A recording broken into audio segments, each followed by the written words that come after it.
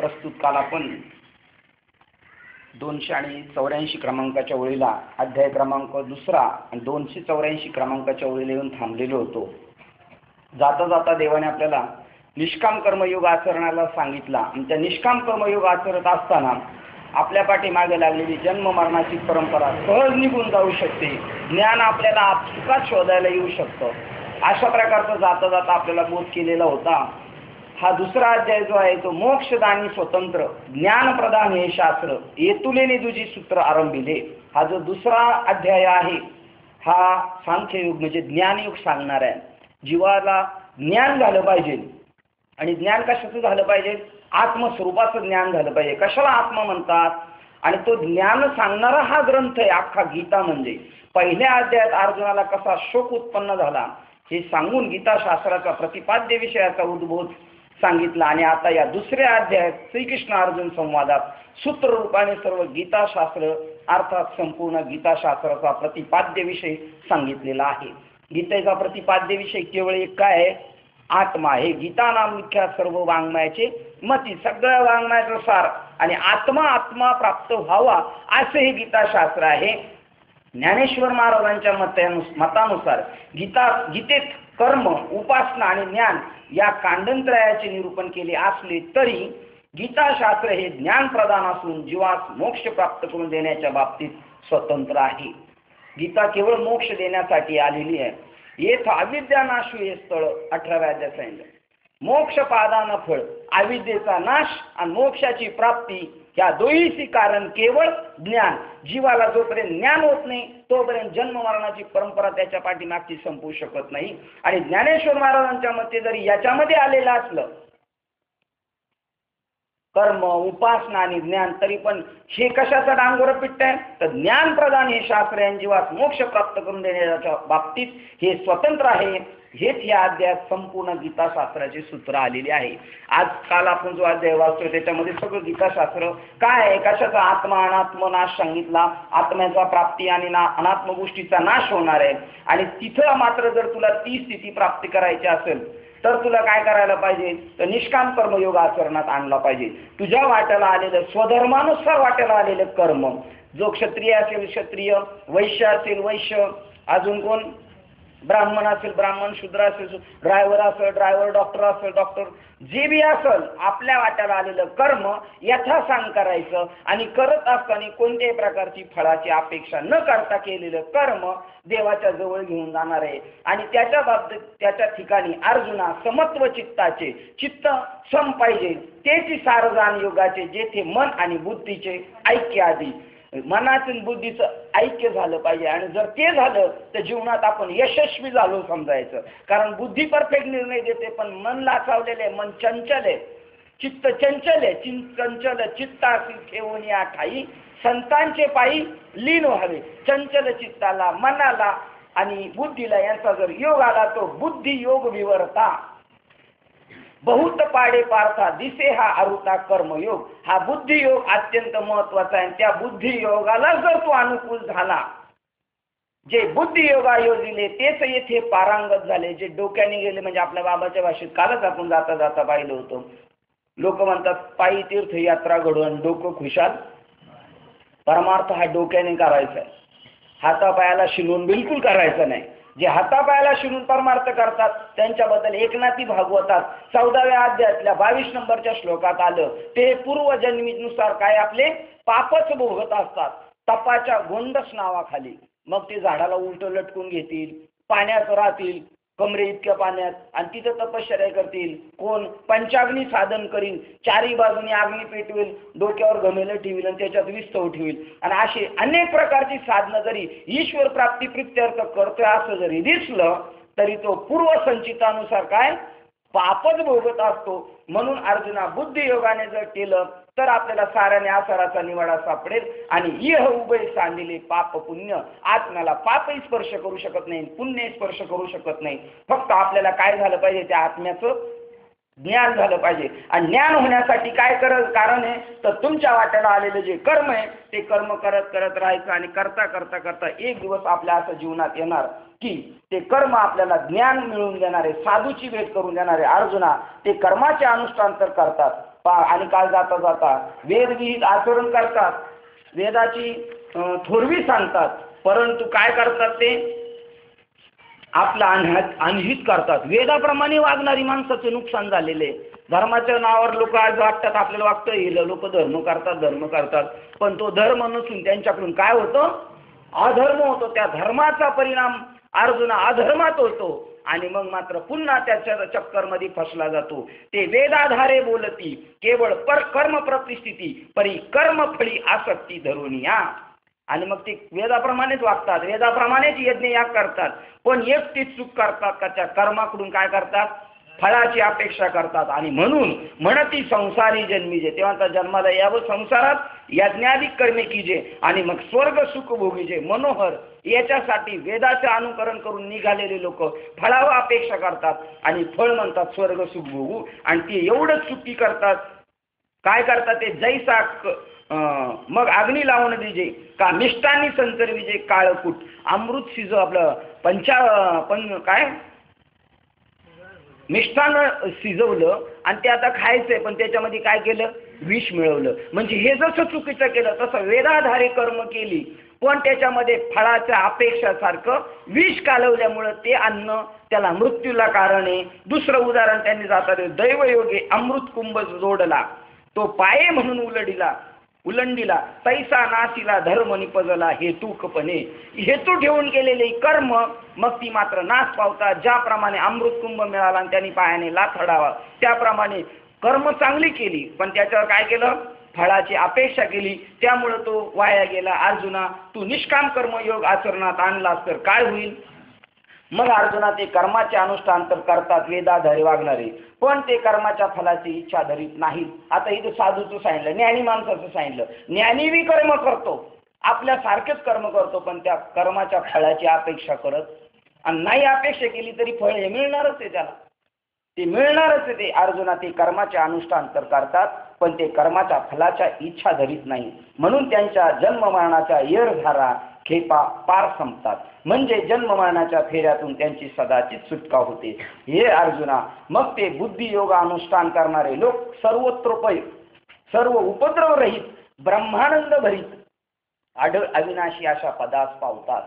आणि ते अविनाशी पद आपल्याला प्राप्त करायचे. तुकाराम महाराज जीवाला सांगतात, अविनाश करी, काय करायचंय, अविनाश करी आपुलिया ऐसे, आणि त्याच्यासाठी लाभी मना पिसे गोविंदाचे.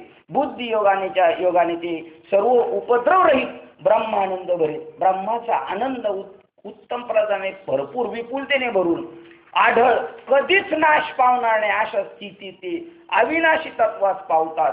जेव्हा तू स्वजनाच्या मोहाचा त्याग करशील आणि तुझ्या मनात आपणहून वैराग्य सहज उत्पन्न होईल, तेव्हा तू उपयुक्त स्थितीत म्हणजे ब्रह्मयुक्त होशील, ब्रह्मयोग बुद्धियोग युक्त होशील. मग आता हे ज्या गोष्टी सांगितल्या याच्या योगाने त्यांनी कर्म केली, साधू संतांनी आपल्यासारखीच कर्म केली, पण कर्मफळाची आसक्ती सांडल्यामुळे त्यांच्या जन्म मरणाच्या खेपा संपल्या. तुला जर हे करायचं असेल तर तू निष्काम कर्मयोग आचरणात आण. निष्काम कर्मयोग आचरणात आला म्हणजे कर्म करायचं पण फळाची अपेक्षा नको, मला हे नको, मला वैराग्य. मग तुला काय प्राप्त होईल, वैराग्य प्राप्त होईल, वैराग्य सहज उत्पन्न होईल. मग वैराग्य कशाला म्हणतात, भक्ती ते नमन आणि वैराग्य तो त्याग. केवळ त्या कोणतीच गोष्टामध्ये मन न गुंतणं असं वैराग्य त्याला त्या प्राप्त होईल आणि मग तो त्या स्थितीवर येईल. मग त्या योगाने निर्दोष आणि गहन असे ज्ञान आत्मज्ञान होईल व त्यामुळे तुझे अंतकरण सर्व प्रकारे सहजच निरीच्छ होऊन जाईल. आणि मग जर तुला निष्काम कर्मयोग आचरणात आणला, तुला वैराग्य निर्माण झालं, तर त्याच्या योगाने तुला काय होईल, निर्दोष अशा आत्मस्वरूपाची प्राप्ती होईल. वास्तविक आत्मज्ञान गहन आहे लोक म्हणतात, आणि ज्ञानेश्वर महाराज हेच वाक्य हरिपाठात म्हणतात, ते गहन ज्ञान मला सापडलं, ज्ञान गूढ गम्य आहे, अत्यंत दुर्लभ आहे, ते ज्ञान देवा लाधले. हा स्वाभिमान आहे ज्ञानेश्वर महाराजांचा. अरे तुम्हाला नाही भेटलं पण मला भेटलं, मला भेटलं, मला भेटलं म्हणल्यानंतर एखादं तरी विचारील ना तुला काय भेटलं म्हणून. आता त्या पडवळ काकींच्या आई गावावरून आल्या, त्या म्हणलं मला जेवढं पाहिलं होतं ते सगळं मिळालं बाबा. आता आयुष्यात आपली पुन्हा भेट होती का नाही सांगता येत नाही, पण आता जे भेटायला पाहिजे ते भेटलं. आता एखादं महाराज म्हणून काय भेटलं असं आजीला, काय घबाड भेटलं की काय भेटलं, काय भेटलं आपल्याला असा? ज्ञान गूढ गम्य आहे, ते अत्यंत दुर्लभ आहे. ते ज्ञानदेवा लादले, हा स्वाभिमान आहे त्यांचा. मला मिळालं आणि निवृत्तीने दिदले माझ्या हाती, मला ती गोष्ट मिळाली. असं त्या योगाने निर्दोष आणि गहन असे आत्मज्ञान उत्पन्न होईल आणि त्यामुळे तुझे अंतःकरण सर्व प्रकाराने निरीच्छ होईल. निरीच्छ झाला माणूस तरच त्याला आत्मसुखाची प्राप्ती होते. आणि इच्छा जर असेल, इच्छा असेल तर काय होईल? जन्म घेणे. इच्छा म्हणजेच काय? वासना. वासना जन्म घेणे लागे वासना. सगळ्या वासना माणसाच्या तृप्त झाल्या पाहिजेत, कशाचीच नाही. आणि सगळ्या वासना तृप्त करायला एकच रामबाण औषध आहे. विषयी विसर पडिला निशेष अंगी ब्रह्मरस ठसावला ब्रह्मरस घेई काढा. किंवा अजून एक प्रमाण असं आहे, ब्रह्मसुख गोडी तयास लाधली वासना निमाली. समूळ ज्यांची समूळ वासना संपली त्यांना ब्रह्मसुख यथार्थ अनुभवाला येऊ शकतो. जर वासना असेल तर मग मात्र गोष्ट ती करू शकत नाही. आणि मग तू निरीच्छ होऊन त्या अवस्थेत आणखी काही ज्ञान मिळवावे. तुम्हाला सांगतो, आपल्याला काहीच मिळवायचं राहिलं नाही. बाबांचं वाक्य, आता फक्त आपल्याला आपल्या कर्माचं आहे ना उघडून वाटुळं करून टाकायचं. आता जे प्रारब्ध घेऊन आलेले शरीर म्हणजेच प्रारब्ध, आणि प्रारब्ध म्हणजेच कर्म, म्हणजे शरीरच एक आहे आपलं कर्म आहे. या कर्माची आपल्याला आता वाट लावायची. बस आत्मज्ञानावर स्वरूपावर एकरूप राहून आपल्या वाटेला आलेली कर्म सगळे भोगून सारायचे. एवढंच आपल्याला कर्तव्य उरलेले आहे. ज्याला साधूचा बोध झाला त्याला आता कोणतेच कार्य करायचं शिल्लक राहिले नाही. तोपर्यंत त्याला सगळं करावं लागेल. जोवरी अर्जुना हा बोध भेटे ना म्हणा तवची वरी या साधना. मग ही सगळी साधनं तोपर्यंत नाही, पण साध्य प्राप्त झाल्यानंतर आता काहीच करायचं नाही त्याला. ते सांगतात त्या अवस्थेत आणखी काही ज्ञान मिळवावे किंवा पूर्वी मिळवलेले ज्ञान पुन्हा आठवावे. हे अर्जुना ते सहजच थांबेल. आता काहीच करायची गरज नाही. आता बघा तुकाराम महाराज म्हणतात 8 तास केला यासाठी केला होता, पण आता मात्र आता निश्चिंतीने पावलं. आता काही करायचं नाही, विसावं आलं आता मला, आता काही करायचं नाही. म्हणजे आत्मस्वरूपाची प्राप्ती झाल्यावर मग सगळे प्रकार फळायचे थांबले जातात. अरे इंद्रियाच्या संगतीने जे बुद्धी चंचल असते तीच पुन्हा आत्मस्वरूपी स्थिर होईल. आत्मस्वरूपाच्या ठिकाणी बुद्धी स्थिर झाली का मग मात्र आपलं स्वरूप आपल्याला यथा सांगते. मग केवळ समाधी सुखाचे शुद्ध आत्मस्वरूपाच्या ठिकाणी तुझी बुद्धी स्थिर होईल. तेव्हा तुला सर्व योग स्थिती प्राप्त होईल. ज्या वेळेला तुझी मन आणि बुद्धी त्या स्वरूपाच्या ठिकाणी एक होईल त्यावेळेला सगळ्या योग स्थिती तुला प्राप्त होईल. समाधी सुख तुला भेटेल. काल आपण इथपर्यंत येऊन थांबलेलो होतो. आता आपण पुढील विषयाकडे वळूया. त्यावेळी अर्जुन म्हणाला, देवा कृपाने दे.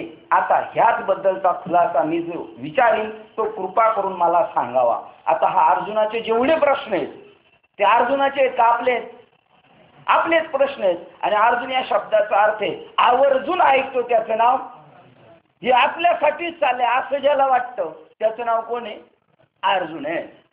अर्जुन म्हणतो मी विचारतो तू कृपा करून तुम्ही मला सांगा. मग श्रीकृष्ण म्हणतात, अर्जुना जी तुला संतोषित मोकळ्या प्रसन्न मनाने योग्य वाटेल ते खुशाल विचार. असे म्हटल्यावर अर्जुन श्रीकृष्णात म्हणाला, स्थित प्रज्ञ ज्याची बुद्धी स्थिर आहे तो कोणाला म्हणावे व त्यास ओळखावे कसे हे उघड करून सांगा बरे. आता बघा त्यांनी सांगितलं ते समाधी सुख तुला आपोआप मिळेल, ते गूढ आत्मज्ञान, मग तुला काही करायची गरज नाही. बरं मग आता असं प्राप्त करण्यासाठी कोणतरी असा एखादा महात्मा आपल्या दृष्टीक्षेपात पाहिजे. मग तो कसा ओळखावा, म्हणजे साधू कसा ओळखावा ती लक्षणे आता इथे सांगितले. कारण आपल्याला संताविनं प्राप्ती नाही. त्यामुळे मग आता संताची म्हणजे स्थित प्रज्ञ ज्याची प्रज्ञा स्थिर झाली त्या ब्रह्मस्वरूपाच्या तिथं घडून गेलेली आहे त्याला आता दुसरं काहीच आठवत नाही. बस तिथं तो मंत्रमुग्ध झालेला आहे. असा माणूस कसा ओळखावा. आणि आता अशा माणसांचा आपल्याला या जगराटीमध्ये शोध घ्यायचा आहे. धर्माच्या व्यासपीठावर असा महात्मा कुठे भेटेल त्याला जाऊन आपले सगळे प्रश्न विचारायचे ना आत्मज्ञान बाबा मला प्राप्त होईल का. त्याच्यासाठी आता अर्जुनाचं निमित्त करून तुम्हाला पुढे एक प्रश्नाचं उत्तर भगवंत देतात. आणि देवाला म्हटला प्रश्न बाबा विचारू का तुम्हाला. तर श्रीकृष्ण म्हणतात मोकळ्या मनाने संतोषित पद्धतीने तो विचार. आता आपण जर एखाद्या बाबांना विचारायला गेलो, त्यांची गाडी लगेच तयार आहे, इथून उठले का लगेच निघाले. अहो खरा संवाद झाला पाहिजे साधूशी. हा गीता ग्रंथ म्हणजे संवाद आहे अर्जुनाचा आणि श्रीकृष्णाचा. काय प्रत्येक अध्याय संपल्यानंतर एक संस्कृत मध्ये वाक्य आहे, इति भगवद्गीता उपनिषत्सु ब्रह्मविद्याये योगशास्त्रे श्रीकृष्ण अर्जुन संवाद. जेवढे धर्मग्रंथ झालेले त्याचे संवाद आहे. शुकमुनीचा, जनक राजाचा संवाद आहे, याज्ञवल्क्याचा, गार्गीचा संवाद आहे. त्या संवादातून आत्मज्ञान प्रगट होतो. आपल्याला सुद्धा जाऊन संवाद करायचा आहे. 34 नंबरचा श्लोक 4थ्या अध्यायातला सांगतो. आपल्याला प्रवृत्त करतात साधून जाऊन प्रश्न करा. तद्विधी प्रणिपातेन परिप्रश्नेन. बाबाला प्रश्न विचारायचं जाऊन, आणि मग त्या प्रश्नाचं उत्तर बाबा तत्वज्ञानाने देणार, आत्मस्वरूपाचं आपल्याला ज्ञान करणार. इथे अर्जुनाने देवाला प्रश्न विचारल्यावर देव म्हटला, खुशाल मोकळ्या मनाने विचार. असे म्हटल्यावर अर्जुन श्रीकृष्णास म्हणाला, स्थित प्रज्ञ ज्याची बुद्धी स्थिर आहे तो कोणाला म्हणावे व त्यास कसे ओळखावे हे उघड करून सांगावरे. ज्याला स्थिर बुद्धी म्हणतात व जो निरंतर समाधी सुख भोगतो त्या कोणत्या चिन्हाने त्याला ओळखावं. जो खरोखर आत्मस्वरूपामध्ये पवळलेला आहे. तुका म्हणे मन नोहे वृत्तीवरी. म्हणजे मी तुम्हाला डबल म्हणतोय, कशासाठी म्हणतोय? तुका म्हणे मन नोहे वृत्तीवरी, म्हणजे टोचन करण्यासाठी म्हणतो. सुखाचे शेजारी पहुडलो, मी तिथं जाऊन झोपलेलो आहे, स्थिर झालेला, असं कशाने ओळखायला येईल ते सांगतात. ज्याची स्थिर बुद्धी म्हणतात तो निरंतर समाधी सुख भोगतो. तो कोणत्या चिन्हाने ओळखावा? देवा लक्ष्मीपती तो कोणत्या स्थितीत असतो व कोणत्या प्रकाराने वर्तन करतो हे कृपा करून मला सांगावे.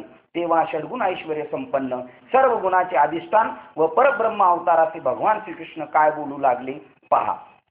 भगवान म्हणतात, अर्जुन ऐक, मनातील जी बलवत्तर विषयासक्ती काम वासना तीच आत्मानंद अनुभवाला नेहमी प्रतिबंध विघ्न करते. आत्मस्वरूप आपलं आत्मधीच आहे. आत्मस्वरूप प्राप्त करण्यासाठी कुठं जायची गरज नाही. न लगती सायास कुठं जायची गरज नाही. आत्मस्वरूप इथंच आहे, पण त्याच्यावर काय प्रतिबंध आहेत? एक विषयासक्ती आणि एक काम वासना. त्याचे प्रतिबंध जर बाजूला केले तर आत्मस्वरूप तयारच आहे. वास्तविक आत्मा नित्य आनंद रूप आहे. आपल्याला जो आनंद होतो तो कशाचा होतो? असं वाटतं 50 लाख रुपये आपल्याला भेटले, आनंद झालेले आहे. 50 लाख रुपयांनी आनंद होत नाही. वास्तविक आनंद आपलं स्वरूप आहे. पण त्या आनंदावर काय प्रतिबंध होता? लोभाचा. ती गोष्ट माझ्याकडे नाही, ती भेटली, आनंद भेटला. नाही तर त्या जडच नोटी जडच आहेत ना. का नोटी जातात कुठे फिरायला? नोटीला कधी आनंद होतोय का? नोटी कुठं जात नाही. म्हणजे प्रतिबंध जो आहे तो प्रतिबंध बाजूला केला का आत्मज्ञान तयार आहे. आत्मा वास्तविक आनंद रूप आहे. आनंद हीच आपलं स्वरूप आहे. आणि म्हणून साधू जो बोध करतोय ना आपल्याला, साधू सांगतो सच्चित आनंद तुझं स्वरूपच तेच आहे. तू सतत चित्तामध्ये, तू सतत आनंद स्वरूप आहेस. तू सत्य आहेस, कधीच तुझा नाश होणार नाही. तू चित आहे, चैतन्य घन आहे. आणि तू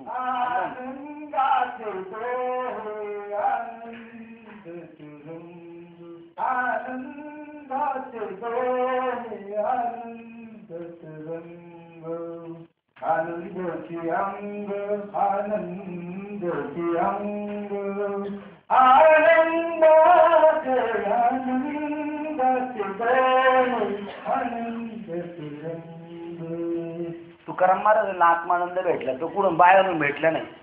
जीवाचं वास्तविक स्वरूप आनंद आहे. आनंद साधू संत गेले आनंदी राहिले, आनंद स्वरूपामध्ये राहिलेले. ते सांगतात वास्तविक आत्मा नित्य आनंद स्वरूप आहे. आशा ब्रह्म ऐक्य ज्ञानामुळे जो सर्वदा सुख तृप्त असून त्याचे अंतकरण आत्मज्ञानाने आनंदाने भरलेले आहे. पण ज्या कामाच्या संगतीने पुरुष विषयासक्त होऊन दीन केला जातो. पहा उत्तर दिलं. आत्मज्ञान कशाने भेटणार आहे? पुन्हा एक वेळा मागे जातो. आपल्या वारकरी संप्रदायामध्ये काला अत्यंत महत्वाचा आहे. काकडा झाल्यावर काय झाला पाहिजे? काला झाला पाहिजे.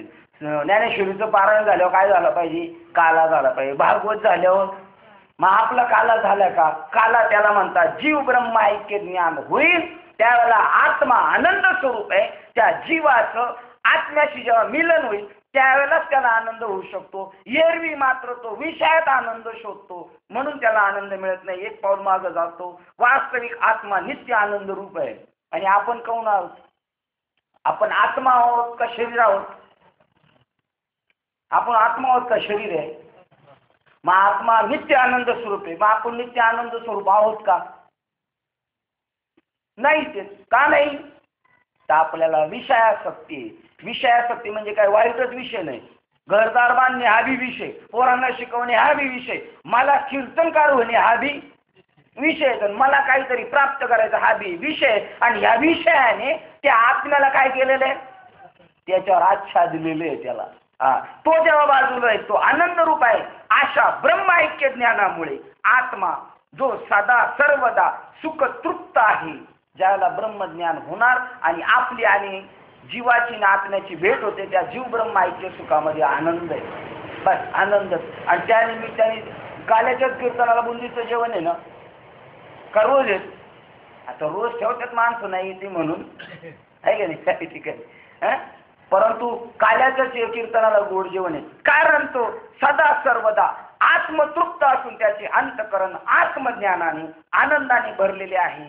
पण ज्या कामाच्या संगतीने पुरुष विषयासक्त होऊन दीन केला जातो, तो काम ज्याच्या मनातून पूर्णतः निवृत्त होऊन गेलेला असतो, त्याचे मन आत्मसंतोषात म्हणजे आत्मानंदात रममान असते. तो स्वरूपाच्या ठिकाणी रममान आहे. आता कोठे का बघा, अजून एक प्रमाण असे, परत माघारी ये नेसोसे मन झाले हाव बरी. हावरेपण आहे त्याच्याकडे. कुठं? स्वरूप स्थितीच्या ठिकाणी तिथं गेलेले ना, आता तिथून ते परत माघारी येत नाही. तिथं तो रममान झालेला आहे. तोच पुरुष स्थित प्रज्ञ स्थिर बुद्धी आहे असे जाणावे. नाना प्रकारची दुःख प्राप्त झाली असता. आता आपल्या घरातलं काही जर कमी जास्त झालं का आपल्याला आनंद वाटेल का? ज्ञानेश्वरीला आलो तरी, लग्नाला गेलो तरी आनंद होईल? अरे नाना प्रकारची दुःख प्राप्त झाली असता, ज्याच्या मनात त्रास उत्पन्न होत नाही आणि जो सुखाच्या इच्छेमुळे सुखाच्या इच्छेमध्ये मुळीही अडकून राहत नाही, ती प्रज्ञ साधूची लक्षणं सांगतात. किती आनंद झाला तर त्याला काय फरक पडत नाही. किंवा अनेक दुःख जरी झाली, केवढी दुःख हिमालय पर्वता एवढली दुःख जरी त्याच्यावर येऊन आदळली तरी तो मात्र त्याच्यामुळे हेलकावा खात नाही. अर्जुना, एकदम परफेक्ट प्रमाण.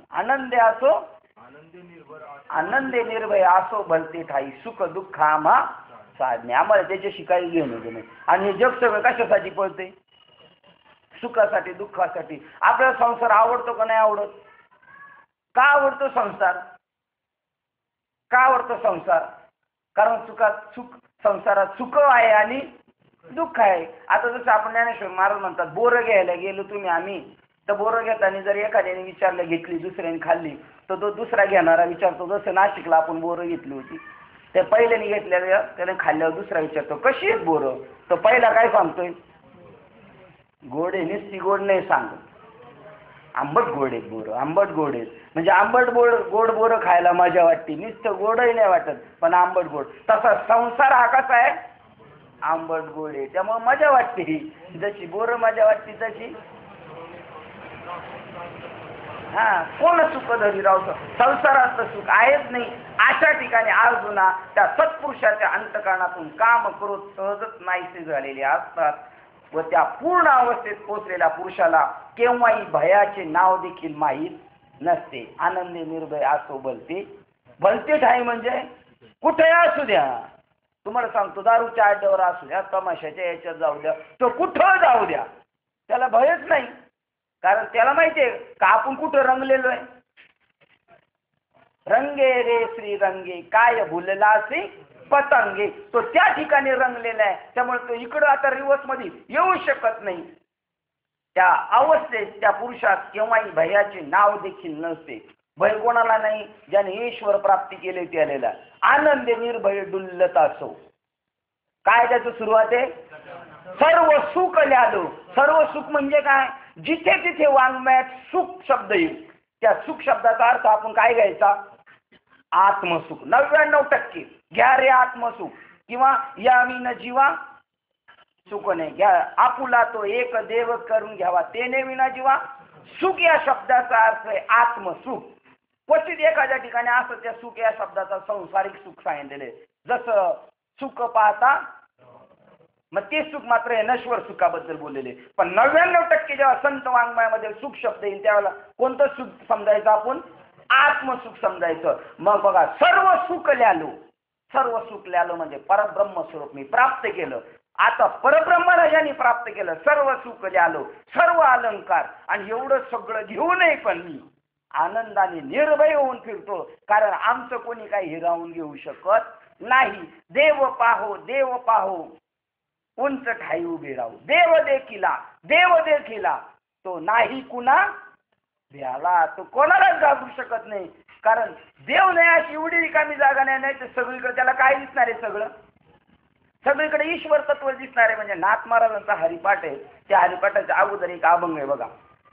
पाहता समचरणाची शोभा अवघा जगी विठ्ठल उभा. सगळा कोण उभा राहिलाय? विठ्ठल लाविले पिसे, आणि जिकडे पाहावा तिकडे दिसे.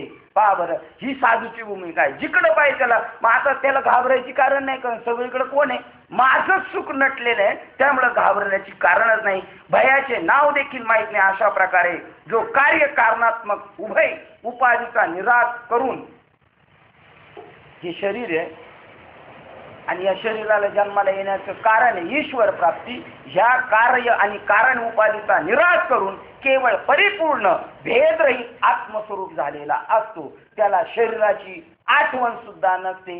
असो आईचा कोठे आठवच नाही. आणि देहीचं विदेही आपण कुठं विधी झालं हे म्हणण्यासाठी का अभंग? आपल्याला सुद्धा या देहात असून देहाचं विस्मरण झालं पाहिजे. आत्मस्वरूप झालेला असतो तोच पुरुष स्थिर बुद्धी होय असे समजावे. पौर्णिमेचा पूर्णचंद्र जसा आपला प्रकाश देते वेळी हा चांगला हा वाईट असा म्हणत नाही, तर सर्व लोकांस सारखा प्रकाश देतो, तसा सर्वांशी सदैव सारखे वर्तन ठेवतो. राजा आहे म्हणून जवळ घ्यायचा आणि जरा गरीब आहे म्हणून त्याला बाजूला लोटायचा असं साधूचं नाही. साधूचा विधेय स्थितीचे महत्त्वाचं सांगतो. एकदा रामकृष्ण परमहंस आणि स्वामी विवेकानंद रोडने जात असताना त्यांनी पाहिलं, जेवणाच्या पंक्ती उठल्या होत्या आणि सगळ्या पत्रवळी बाहेर खाली नेऊन टाकल्या होत्या, आणि त्या पत्रवळीमध्ये कुत्रा खात होता, आणि तिथून एक साधू चालला होता. तो त्या कुत्र्याच्या गळ्यात हात घालून ते अन्न सेवन करतो. आता त्याच्या दृष्टीने सगळं समबुद्धी आहे, त्याच्या दृष्टीने काहीच नाही. तो विधेय स्थितीत आहे, त्याला घेणं देणं नाही. त्याला माहिती नाही का मी काय करतो आणि काय खातो, का या संगती नेणं मुखाचे कैशी लागती सोय. त्याला काहीच नाही. ते सांगतात तो सगळ्यांशी सारखा वागतो. उदाहरण देताना सांगतात, कोण सांगितलं? चंद्र. चोराला वाटतो का त्याला वाटतं हा चोर याच्या पुढे अंधार पडावा, आणि साधू चाललाय उजेड पडावा आणि याच्या पुढे अंधार नाही. त्याप्रमाणे अखंड समता प्राणी मात्राच्या विषयी त्याच्या चित्तात दया असते. त्याच्या चित्ताची स्थिती कोणत्याही वेळी पाळतत नाही.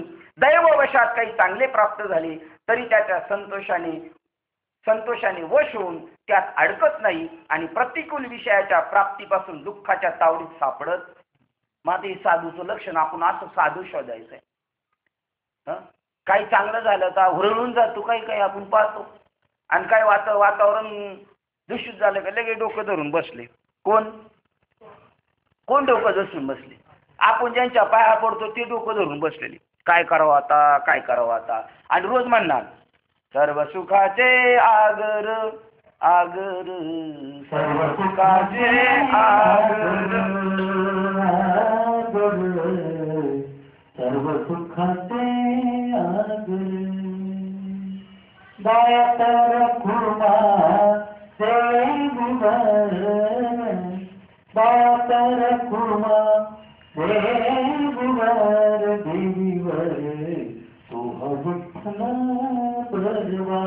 सर्व सुखाची आगर म्हणजे सुखाला तोटा नाही. अशा राशीवर मानणारा माणूस बसलेला आहे. कुठं?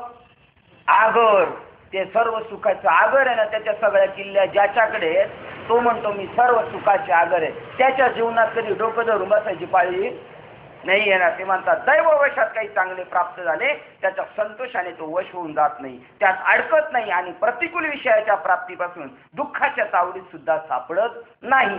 असा हर्ष शोकरहित असतो व नेहमी आत्म अनुभूती संपन्न असतो, तोच स्थिर बुद्धी होईल असे समज.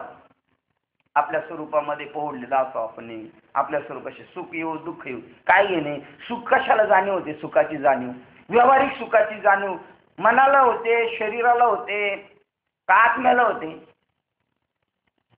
3 ऑप्शन आहे.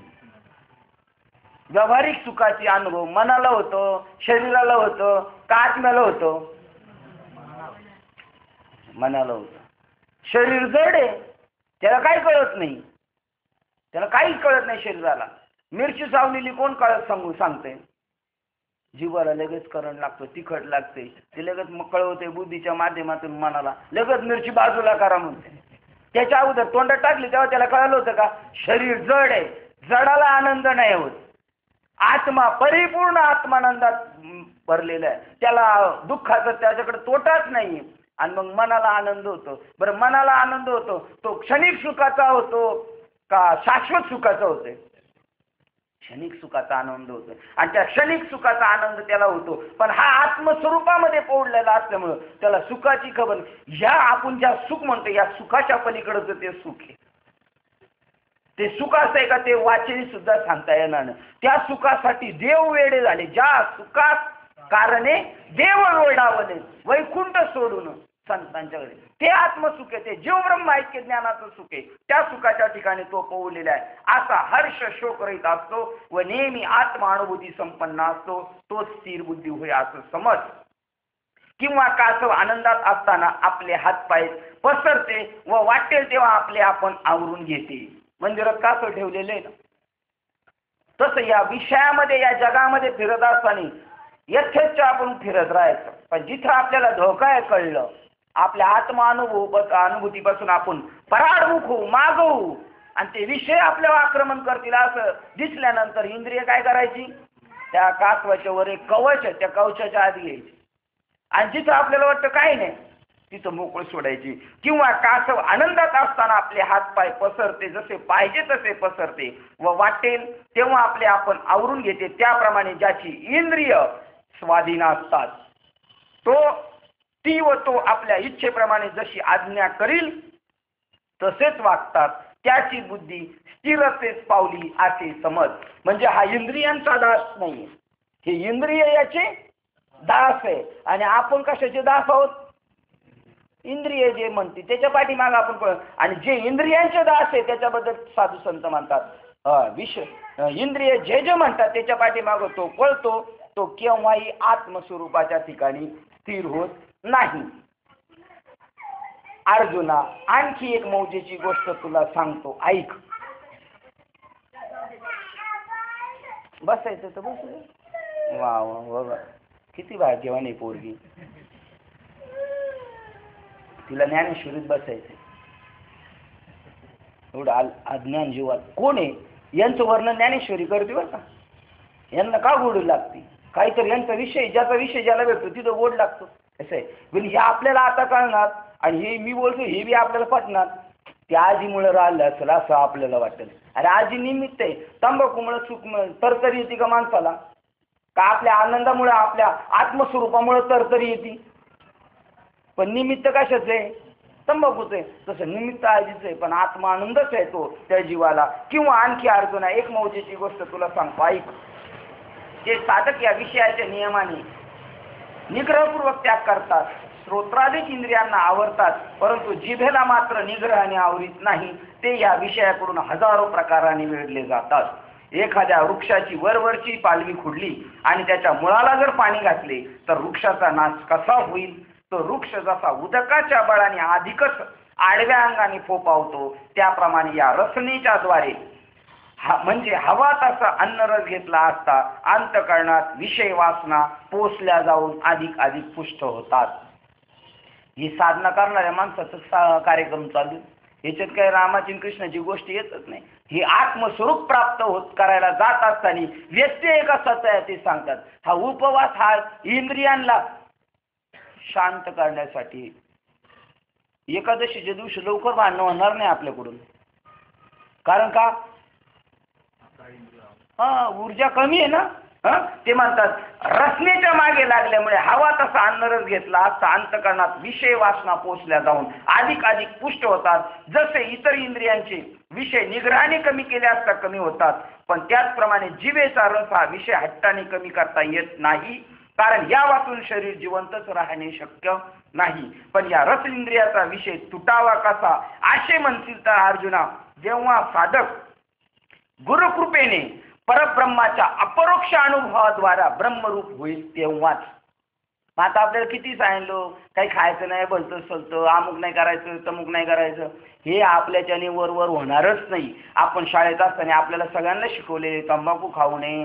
नाही, आता सुद्धा टी व्हीला सारखं चाललेलं असतं. चित्रपटामध्ये जरी जरी हिरोनी सिगारेट घेतली का लगेच खाली येतं वाक्य, धूम्रपान निश्चित, तंबाखू शरीराला हानिकारक आहे, सिगारेट हानिकारक आहे, तरी तो का करतो? आदत से मजबूर आहे. केव्हा विषय सुटतील आपल्याला? ब्रह्मरस ब्रह्मसुख गोडी तयास लादली वासना निमाली. जेव्हा वासना कशाने जातील? विषय विसर पडला अंगी ब्रह्मरस. जेव्हा ब्रह्मरस असला जाईल तेव्हा विषय त्यागा असं सांगायची गरज तो त्याच्यानं आधीच लागणार नाही. कारण विषयापासून जे सुख भेटणार आहे ते अल्प प्रमाणाचं आहे आणि आत्मस्वरूपापासून सुख भेटणार ते विपुल आहे. तिथं लाचावले मन. कशाची गोडी लागली सांगा बरं? ते आता जीवेनं सोडी आईसे झाले. त्या स्वरूपाच्या ठिकाणी ते गेल्यामुळं त्याला आता विषयाची सुद्धा आठवण नाही. या रचनेचा विषय तुटावा असा जर वाटत असेल तर कशाने तुटल? ते उदाहरण देतात. जेव्हा साधक गुरुकृपेने परब्रह्माच्या अपरोक्ष अनुभवाद्वारा काय आपल्याला येणार एक अनुभव, हा विषय आपल्या जीवनात अत्यंत गरजेचा आहे. देवाचा आपल्याला साक्षात्कार झाला पाहिजे. कसा झाला पाहिजे? जसे आता हे ब्राह्मण काका असे असं जसं प्रत्यक्ष तुम्हाला ब्राह्मण काकाचं दर्शन आहे, तसा हा ब्रह्म आत्मा असा आहे, असा जेव्हा साधूकडून बोध होईल आणि तसाच्या तसा जेव्हा आपल्याला अनुभूतीला येईल तेव्हा तिथं लागलेली दृष्टी तुझ पाहता सामोरी दृष्टी न फिरे माघारी, दृष्टी न फिरे माघारी. दृष्टी आता माघारी. रूप विषय पाहणारी दृष्टी रूप शोधत होते, बरं कशा दिसेल, पण आता त्याला देव दिसला ते आता तिथून मागे येत नाही. आता हे रूप पाहण्यासाठी दुसरीकडे फिरेल काही दृष्टी तिथं गेला पाहिजे. ते त्याला तेच दाखवलं पाहिजे जेव्हा साधकाला गुरुकृपा होईल. आणि गुरुकृपा त्याला म्हणतात बरं का. लोक म्हणतात आमच्या मुलीचं जमत नव्हतं, जमलं. नातू होत नव्हता, झाला. खोलीचं का भानगड होती, खोली झाली. ऊसात चांगले पैसे भेटले, ही गुरुची कृपा नाही. आणि या सगळ्या गोष्टी तुम्हाला कुठे घेऊन जाणार आहेत? तिथं आसक्ती धरली तर रसातळाला घेऊन जाणार आहे. गुरुची कृपा झाली का समजायचं, देवाची कृपा झाली का समजायचं आपलं वाटुळं व्हायला सुरुवात झाली. साधूचा उरफाटा मार्ग बरं का. देव आला घरा, काय वाक्य पुढं? आधी यांचं भरभराटच आहे सगळ्यांची, सगळ्या माळकऱ्यांची भरभराटी. म्हणलं पहिलं असं नव्हतं. आता एकदम शर्ट भारी आहे, टोपी भारी आहे, फेटा एकदम चापून चुपून आहे, जरीचा, असं जरीचा फेटा होता होय ना. अरे देव आला घरात त्याच्या संसारावर पडे. सांगा आता आपल्या जर सगळं आबादी आपण गुतत चाललो गुतत, पण हे केव्हा कळायचं? कारण आपली बुद्धी कशी झालेली आहे, मंद प्रज्ञ होत आपण. जर आपल्याला आपण म्हणलं आपण मंद आहे तर आपल्याला पटेल का? त्याची शार्पने म्हणजे कालच सांगितलं अर्जुना, ती सद्बुद्धी जगाला जीवाला अभिप्रेत आहे, जी ईश्वरापासून दुसरं काहीच जाणत नाही. ती एक सद्बुद्धी अर्जुना जगामध्ये. बाकी ते दुर्मती, ती बाकी सगळी दुर्बुद्धी आहे. मग जेव्हा साधकावर गुरुची कृपा होईल. अजून एक प्रमाणे बघा, देव आला घरा त्याच्या संसारावर पडे चिरा. आणि अजून एक असंच प्रमाणे की देव जर भेटला, हा बरा मस्त प्रमाण महाराजांनी. तुम्ही महाराज पुढे बसायला पाहिजे. देव भक्ता लागी करुणे दी संसार अंगी वार करत असे. त्यांनी जर समजा या धंद्यात डवगायला गेला तो म्हणला तर दुसरा धंदा टाकू म्हटलं का तिथं कलम करून टाकतो. तिसरा धंदा टाकू म्हणलं का कलम करून टाकतो. कारण हा माझा भक्त जर का ह्या धंद्यात त्याला बरकत लागली तो पहिला कॅल्क्युलेटर घेईल, मग कॅम्प्युटर घेईल, आणि ते कॅम्प्युटर घरात राहतं म्हणून मग परत पिशवीत घेऊन जाणार दुसरं ते घेऊन जाईल, आणि तो दिवस रात्र कशात गुंतून जाईल, त्याच भानगडी 12 भानगडी करण्यात गुंतत. पण मला पूर्णपणे पहा बरं, देव असा आहे, देव भक्ता लागी करुणे दी. काय झालं तुकाराम महाराजांचा संसार लटीचीच झाला का, सगळी ताणातून उडाली. असं झालं तरच समजायची देवाची आपल्यावर कृपा. आणि जसं सगळं आबादी आबाद व्हायला लागलं का समजायचं वाटोळं चाललंय आपलं म्हणून. ज्या वेळेला गुरुची कृपा होईल आणि परब्रह्माच्या अनुभवाद्वारा अपरोक्ष अनुभव, शास्त्रामध्ये 3 प्रश्न आहेत, एक परोक्ष, एक अपरोक्ष आणि एक दृढ अपरोक्ष. परोक्ष ज्ञान म्हणजे काय, या धर्मग्रंथामध्ये सांगितलं देव असा आहे, देव तसा आहे, देव असा होता, देवाने येऊ केलं, देवाने तेव केलं, हे परोक्ष ज्ञान. पण देव असा आहे त्याला मी तसा पाहिलेला आहे, त्याला मी अनुभवलेला आहे. जसा धर्मग्रंथात सांगितला देव तसा माझ्या अनुभूतीचा आहे, मी त्याला प्रत्यक्ष पाहिलेलं आहे, त्याला म्हणायचं परोक्ष ज्ञान.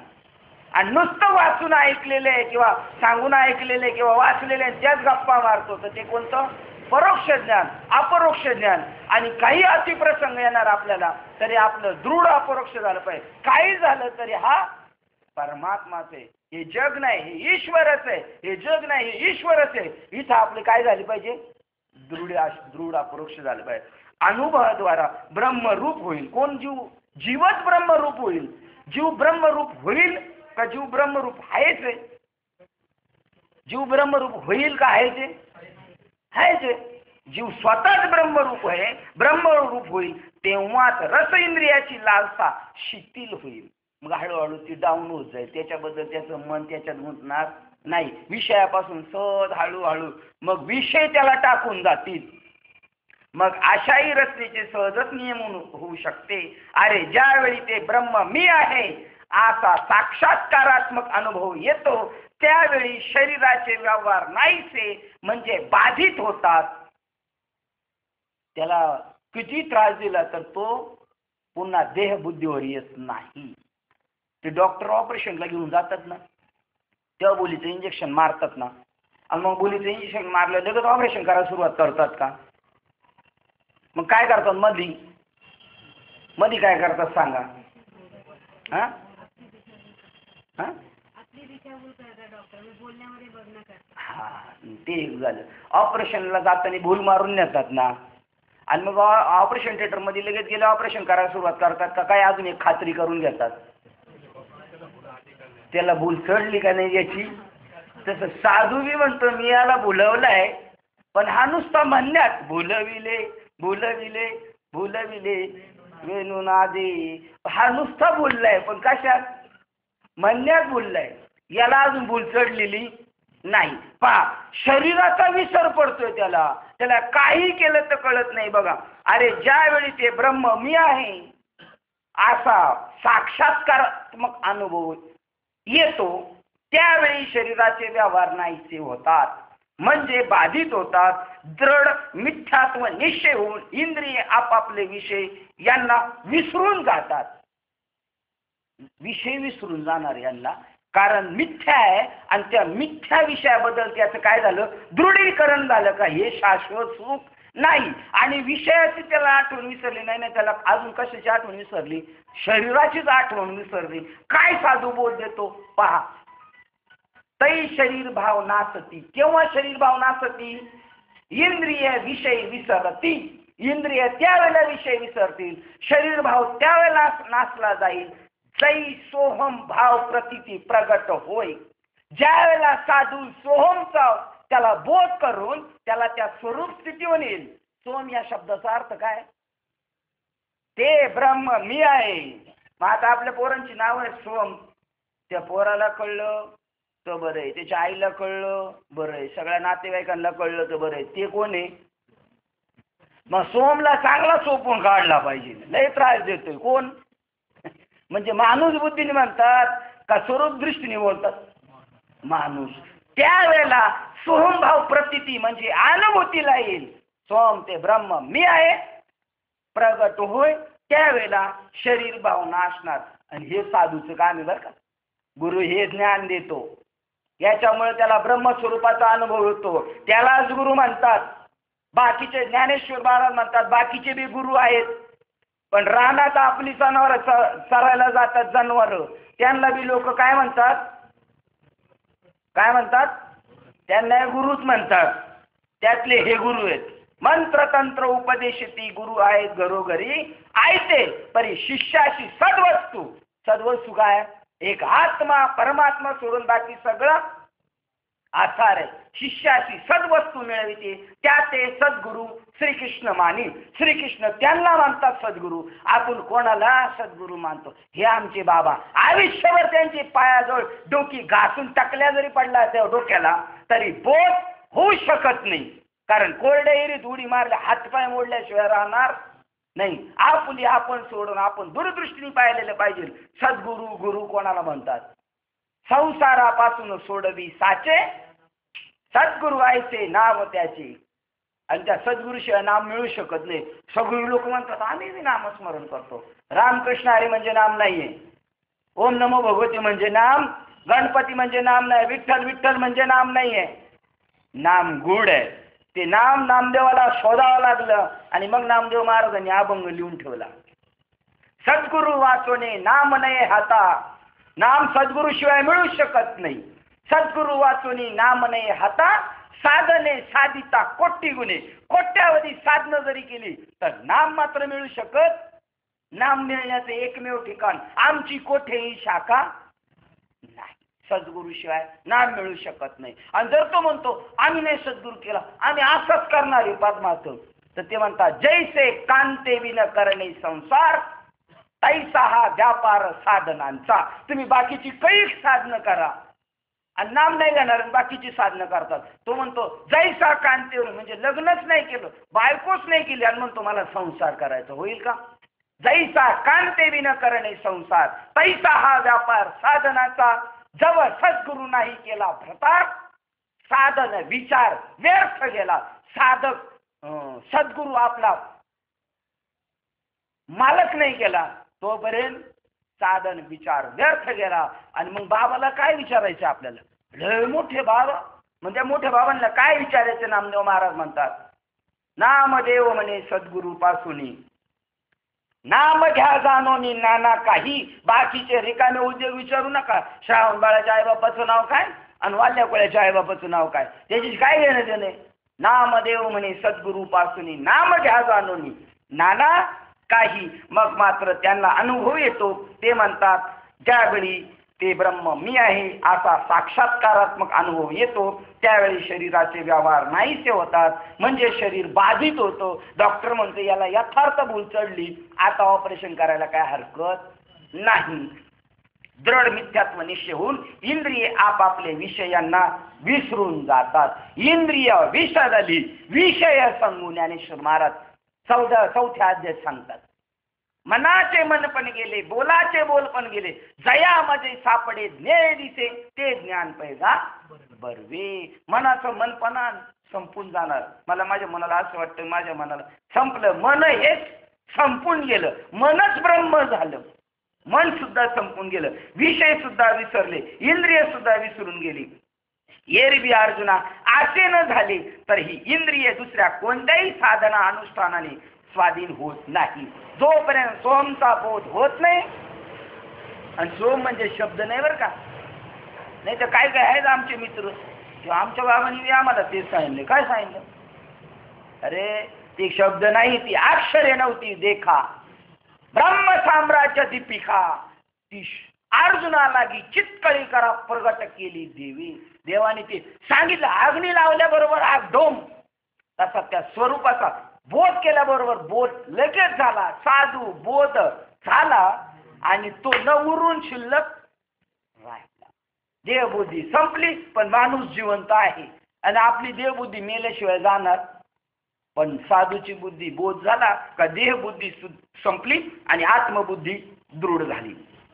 अर्जुना एरवी असे जर झाले नाही तर इंद्रिय इतर दुसऱ्या कोणत्याही साधना अनुष्ठानाने स्वाधीन होत नाही. म्हणून जे या इंद्रियांना जिंकण्याकरता जपून दक्षतेने निरंतर प्रयत्न करतात, जे साधक आपल्या भोवती अभ्यासाचे घरटे करून यमनियमाची ताटी लावतात आणि मनाला तर मनाला तर सदा मुठीत धरून असतात, अशा साधकांना सुद्धा ती इंद्रिय आपल्या विषय भोगा करता व्याकुळ करून टाकतात, बाकीची साधनं केली तरी.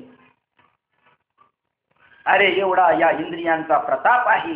ज्याप्रमाणे मांत्रिकास जखी हाडळ भुलवून सकवते, त्याप्रमाणे पहा हे विषय रिद्धिसिद्धीच्या रूपाने योग्याला प्राप्त होतात. आता नादी लागलेत ना बरीच लोक. हे सगळे तुम्हाला सांगतो, जेवढे म्हणून हे साधना करत गेले, साधना करता करता करता ते कुठे कोणता ट्रॅक त्यांचा फुटला, तो या फाटा झाला बाधिकेचा. इकडे जाणारी गाडी रस्ता फुटल्यामुळे गेला बाजूला. आत्मस्वरूपाला प्राप्त होत असताना जीव जसा वर जातो तसतशी लय विघ्न येतात. त्या विघ्नांना लाथाडीत लाथाडीत लाथाडीत जायचं त्याला तिथपर्यंत. आणि तिथं जात असताना रिद्धी सिद्धी आडव्या येतात. महाराज काय पाहिजे तुम्हाला, महाराज तुम्हाला काय पाहिजे. मग महाराज जसं असेल लालची तसं ते मागून घेणार. आणि महाराज मग तिथंच एकदा केलेल्या तपाचं फळ भेटलं त्याला पुन्हा फळ नाही. मग तपाचं फळ एकच आहे, नचिकेता. कोण प्रसन्न झाला होता त्याला काका? यम प्रसन्न झाला. म्हणलं बोल तुला काय पाहिजे. तू म्हणला मला आत्मज्ञान पाहिजे. ते म्हणलं तेवढं सोडून बाकीचं बोल. तुला गाडी देतो, घोडं देतो, बंगला देतो, राजा करतो. म्हणलं ज्या अर्थी तू ते देत नाही बाकीचं सगळं देतो, त्या अर्थी मला ते नको, मला तेच हवंय. मग मात्र ते त्याप्रमाणे मांत्रिकाचे रिद्धिसिद्धीच्या रूपाने भुलून टाकतात योग्यांना. आणि मग ते इंद्रियद्वारा योग्यांची ही मने भ्रष्ट करतात. या रिद्धिसिद्धी म्हणून सिद्धी लावी पिसे कोण तया पुसे. नाथ महाराजांचा हरिपाठ. नेले राजहंसे पाणी काही. राजहंसाला दूध आणि पाणी मिक्स करून दिलं, तो काय घेणार त्याच्यातलं वाटीतलं फक्त दूधच घेणार, पाणी जागेवर ठेवणार. तसा राजहंस पाहिजे. राजहंस असेल तर विषय टाकून देणार. रिद्धी सिद्धी पिसे, रिद्धी लावी पिसे तया कोण पुसे. नेले राजहंसे पाणी काही. अजून एक हरिपाठात आपल्या ज्ञानेश्वर महाराजांच्या रिद्धी सिद्धी निधी अवघीच उपाधी जव त्या परमानंदी. म्हणजे हे कोणी आडवे आहेत आणि यांच्या नादी लागून योगी लोक भ्रष्ट झाले. याप्रमाणे इंद्रियाच्या कचाट्यात मन सापडले तर ते मन पंगू झाल्यामुळे अभ्यास जागच्या जागी राहतो. असा ह्या इंद्रियांचा मोठा प्रताप आहे. मोठमोठ्यांना नागवलं आपण की जाकीपत्ती. पण आपल्याला साधन मात्र जबरदस्त मिळालेले. आपल्याला साधन एवढे पॉवरफुल मिळालेले की त्या साधनाबरोबर जर आपण केलं तर हरिपाठ उखे जरी गायले. बघा शस्त्र ज्ञानदेवा मंत्र हरिनामाचे शस्त्र. ते शस्त्र एवढे सगळ्या विषयांना उडून लावू शकतो. ते एवढं साधन जबरदस्त आहे. म्हणून अर्जुन ऐक, जो सर्व विषयाची आसक्ती इच्छा सोडून या इंद्रियांना सर्वोत्तपरी दमन करून आपल्या स्वाधीन ठेवतो व ज्याची अंतकरण विषयाच्या सुखाने भुलून फसले जात नाही, तोच योगनिष्ठा प्राप्त होण्यास योग्य अधिकारी आहे असे समज. कारण तो नेहमी आत्मज्ञानाने संपन्न राहतो व अंतकरणात मला कधीही विसरत नाही. छोटी ज्ञानेश्वरी हरिपाठात गेलं तर सांगतात शमदमावरी. त्याच्या अगोदर काय समबुद्धी घेता. तो जगामध्ये विषय सुद्धा विषय समजत नाही. सगळ्या जगामध्ये त्याला दृष्टिगोचर जेवढं दिसतं ते काय समजतो, तो परमात्मा स्वरूप आहे. समबुद्धी घेता समान श्रीहरी. क्षम दमावरी हरी झाला. क्षम आणि दम. क्षम म्हणजे मनोनिग्रह आणि दम म्हणजे इंद्रिय दमन. इंद्रियांना त्याने जागच्या जागी ठेवलं. इंद्रिय सैरावा पळायला लागले. ते म्हणले आम्हाला गाणं ऐकावंसं वाटतं. ते म्हणतात ऐकायची तुम्ही भक्त भागवत. कानाला तिथं जा, मना देवाकडे जा, डोळे तुम्ही तिकडे जा. त्याला तिकडं इंद्रियांचं दमन केलं. बुद्धी सैरावैरा पळायला लागली होती, तिला थांबवलं. आणि या दोन्हीला मनाला आणि बुद्धीला त्यांनी या साधनाच्या द्वारे आपलंसं केलं. शम दमा वरी. शमदमांच्या योगाने त्याला हरी वरी तो एक रूप होऊन जातो. कारण नेहमी आत्मज्ञानाने संपन्न राहतो. अंतकरणात मला कधी विसरत नाही. एरवी कोणी एखाद्याने शब्दाधिक बाह्य विषयाचा स्वीकार तर केलाच नाही, पण मनात जर विषयाची थोडीशी वासना असेल तर त्याला आरंभापासून शेवटपर्यंत सर्व संसार म्हणजे जन्म मरणाचा फेरा आहेच, तो चुकत नाही असे समज. शब्दाने केलं, पण मनामध्ये विषयाचे जर थोडे जरी लालसा राहिले तर मात्र जन्म मरण संपणार नाही. विष हे सेवन करते वेळी जरी थोडे असले तरी ते परिणामी फार होते, मग ते शरीर पसरून जीवाचा निसंशय नाश करते. तसे विषय विष थोडं घेतलं तरी आपला नाशच होणार. त्याप्रमाणे मनात विषयाची सूक्ष्म संस्काररूप थोडी इच्छा राहिली तरी ती सर्व विचार समूहाचा घात करते. अंतकरण निरीच्छ व्हायला केवळ एक भगवंताचं नाम आहे. त्या भगवंताच्या नामाने सगळं त्याला विसरून जाणार, चकाचक अंतकरण होऊन जाणार. त्याच्या कोणत्याही प्रकारची इच्छाच राहणार नाही, कारण ती वासनाच हरिरूप झाली. जन्म घेणे लागे तीच झाली हरिरूप, वासनाच हरिरूप झाली. अरे अंतकरणात विषयाची भोग्यत्व रूपाने नुसती आठवण जरी झाली तरी संगरहित विरक्तालाही पुन्हा त्या विषयाचा संग घडतो. अंतकरणात नुसतं त्या विषयाची आठवण झाली तर सगळं टाकून वनात गेलेले आपण ऐकलेले दृष्टांत. बाबा सगळं टाकून गेले आणि मग बाबांची लंगोटी कोण पळवायचं? उंदीर पळवायचा. मग उंदराचा हिसाब करायला कोण आणली? मांजर. मांजरीला दूध पाहिजे, मग गाईला सांभाळायला बाई. आणि मग असं एवढं सगळं म्हणजे निसंग झालेला सुद्धा पुन्हा संघाच्या पाशात आणलं जातं. मनात नुसती आठवण जरी झाली तरी संगरहित विरक्तालाही पुन्हा त्या विषयाचा संग घडतो व त्या विषयशक्तीद्वारा मूर्तिमंत काम उत्पन्न होतो. जेथे काम उत्पन्न झाला तेथे त्या अगोदरच क्रोध आपले विराड घेऊन ठेवल्यासारखा आलाच. म्हणून समज व क्रोध जेथे आला तेथे कर्तव्य अकर्तव्य विषयीचा विचार हा ठेवलेलाच आहेच. कर्तव्य अकर्तव्य विषयीचा अविचार हा ठेवलेलाच आहे. एकदा का हे जे सगळे विराड आले का, काम क्रोध लोभ मद मत्सर हे आले का, परस्वरूप स्थितीपासून आपण आचावलं जाणार, दूर जाणार. मग नाथ महाराज सांगतात इथं तोच माणूस अधिकारी. काम क्रोध लोभ जयाचे अंतरी नाही अधिकारी, ऐसा येते. हे ज्याच्याकडे नाही तो इथं अधिकारी असे जाणे. याप्रमाणे दिव्याची ज्योत प्रचंड वाऱ्याने नाहीशी होते, त्याप्रमाणे समूह अभिव्यक्त झाला की अविचारामुळे स्मृती नाश पावते. काम क्रोधाचे समूह जर जीवनात आपल्या आले तर आपला अविचार घडतो आणि चांगली स्मृती, चांगले ठरवलेली ध्येय धोरणं नाश पावतात आपले. सूर्य मावळण्याची वेळ होताच रात्र जशी सूर्य तेजाला गिळून टाकते, त्याप्रमाणे स्मृतीचा भ्रंश झाल्यावर मनुष्याची तशी दयनीय दशा होते. मग केवळ अज्ञानंदता होऊन तत्वारा सर्व व्यापले जाते, तेव्हा अंतरात बुद्धीही व्याकुळ होते. सर्वत्र केवळ अज्ञान अंधकार होतो, त्याचे सर्वावर आवरण पडते. त्यामुळे त्याची बुद्धी आंधळी होऊन त्याला काही सुचेनासे होते व मग तो परमात्मा प्राप्ती सर्वतरी आसावतो. म्हणजे विषयाच्या आरी गेले विषय ओढी भुलले जीव, आता त्यांची कोण करिले किव नुपजे नारायणी भाव. आता आत्मस्वरूपाची प्राप्ती करण्याचा विषय संपला, अज्ञानांधकारात सापडला तो. हो, नुपजे नारायणी ठाव पावनी ठाव. नरदेव मिळून सुद्धा त्याला परमात्मा प्राप्तीस तो सर्व ते आचवला जातो. जसा जन्मांधाला पाळण्याचा प्रसंग प्राप्त झाला तर तो अंगतिकितीने दीन होऊन सैरावैरा धावू लागतो. त्याप्रमाणे अर्जुना मग बुद्धी भ्रमित होते. आता आंधळ्याला जर पळायचं योग आला तर ती कुठे पळत, तशी बुद्धी आंधळी झाली म्हणजे ते कुठं सैरावैरा जाईल. अशा रीतीने बुद्धीला स्मृती भ्रंश झाला म्हणजे मग बुद्धी सर्वतोपरी घोटाळ्यात पडते आणि मग सर्वच्या सर्व ज्ञान समूळ नष्ट होते. शरीरातील प्राण निघून गेला म्हणजे देहाची प्रेत रूप दशा होते.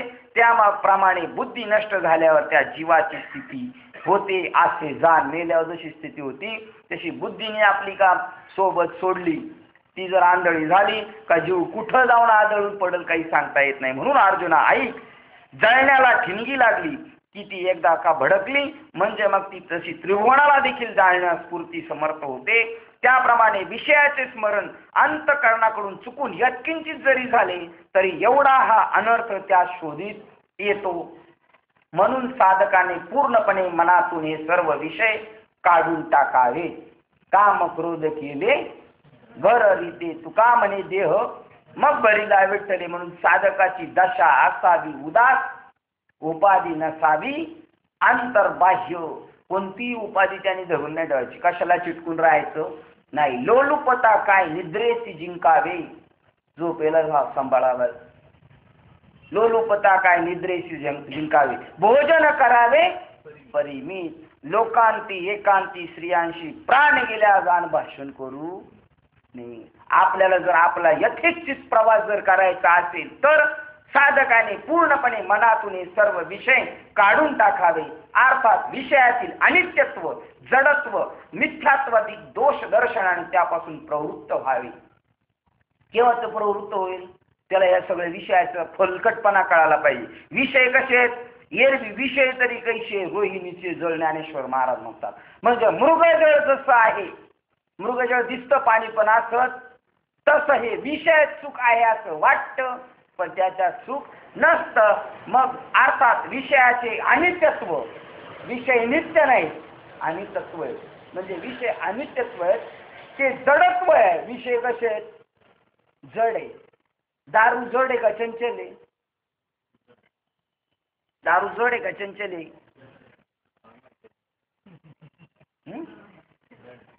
तुम्हाला नाही माहिती? पाहिली बी नाही? मग बरं आहे बाबा, मग मी क्लिअर माणूस मिळाला आपल्याला. दारू जड आहे, चंचल नाही. तुम्हाला अमिताभ बच्चनचं गाणं माहिती आहे का? तुम्हाला माहिती असेल पण सांगणार नाही. आता अमिताभ बच्चनचं गाणं का जल्ल्याने चिरित कोणी सांगेल? नशा शराब मी होता तो नाचती. म्हणजे शरीर विषय कसे आहेत? जड आहे. दारू कशी आहे? जड आहे. पण हा चंचल कशामुळे होतो? याची बुद्धी आंधळी केली का तो सैरा वैरा पळायला लागतो. बुद्धी आंधळी झाली का त्याला काय कळत नाही. मग ती काय करते? याचं फक्त काय करते? मग विषयाचं मिथ्यात्व सांगतात. ते म्हणतात विषयातील अनित्यत्व, ते नित्य नाहीत विषय, जडत्व आहे, त्यांच्यात ताकद नाही. एकदा एक माणूस राजाची स्वारी चालली होती. राजाची स्वारी चालल्यानंतर जसे आता मोठे मंत्री यायचे असले का सगळं ट्रॅफिक जाम करणार आणि त्याच्या पुढे 10-12 हवालदार इन्स्पेक्टर पुढे चालतात शिट्ट्या वाजून, बाजूला बाजूला कारण राजे जाणार. तशी राजाची स्वारी चालली आणि सगळे पुढे सैनिक पुढे चालले. तिकडून एक दारुड्या येत होता. तिकडून दारुड्या येत होता म्हणल्यानंतर त्या दारुड्याला म्हणले बाजूला व्हा, बाजूला व्हा. राजे साहेब आले. दारुडे म्हणतो कोण राजा? राजाला आपण ओळखत नाही, आपण राजा आहे म्हणला. अहो राजे साहेब येतात, ऐकली तुमच्या राजाला राज्यास्त्र मी विकत घेईन म्हणले. काय समजता? आता राजापर्यंत निरोप गेला. राजा म्हणला आता कोणी यांच्या नादी लागतं का? तो गेलाय का तुम्ही बी गेले त्याच्या नादी लागा? द्या सोडून गेले. दुसऱ्या दिवशी त्याला बोलून घेतलं राजाने. सकाळी आल्यानंतर राजे साहेब म्हटले बरं झालं मी कंटाळलेलो आहे राज्य कारभार करायला, मला लय शिनबाग झालेलं आहे. चांगला एक समर्थ माणूस भेटला, मलाही पण विश्रांती भेटल. आता आजपासून तुम्ही राज्य सांभाळा, घेऊन टाका राज्य. तुम्ही काल म्हणले होते राज्य मी विकत घेईन. तो म्हणला राजेसाहेब तुम्हाला एवढं कळत नाही का? राज्य का मी विकत घेणार होतो का? जी घेणार होती ती कालच निघून गेली. ती जड आहे. उद्या दुसऱ्या दिवशी जाणं झालं. विषयाचं मिथ्यत्व, जडत्व. मिथ्यत्व म्हणजे क्षणिक सुख वाटते पण वास्तविक सुख नाही. दोष दर्शनाने त्या दोषाचं काय झालं पाहिजे? आपल्याला दर्शन झालं पाहिजे. जड आहेत, अस्थिर आहेत, खरोखर नाहीत. मग ज्ञानेश्वर महाराज बघा एका याच्यात सांगतात जीवाला देव प्राप्त करा, देव प्राप्त करा आणि विषयाच्या नादी लागू नका. विषयाची समसुख बेगडाची, जसे ते चकमक ते कागद करते बैल पोळ्याला पण तो वास्तविक तसा नाही. तसा आभ्राची सावली विषयाच्या नादी लागली तर ते क्षणिक आहेत, ते सुख देणार नाही. त्याच्यापासून दोष दर्शनाने परावृत्त व्हावे. म्हणजे राग आणि प्रीती, द्वेष, अप्रतिती हे आपोआप नाहीसे होते. राग म्हणजे त्याच्याबद्दलची, विषयाबद्दलची आसक्ती, आणि प्रीती आणि द्वेष म्हणजे नको, आणि राग आणि द्वेष दोन्ही आपल्याला शब्द कसे वाटतात? सारखेच वाटतात. पण इथं राग म्हणजे काय सांगितलंय? राग म्हणजे आसक्ती आणि द्वेष म्हणजे नको. हे दोन्ही तुमच्या बाजूला आपोआप नाहीसे होतात. अर्जुना आणखी एक गोष्ट तुला सांगतो की राग द्वेष नाहीसे झाल्यावर जरी इंद्रिय विषयाच्या ठिकाणी रममान झाले तरी ते विषय सिद्धाला बाधक होत नाही. अमृत अनुभव आहे हा. काय ही ओळ आहे ना, ही अमृत अनुभव आहे.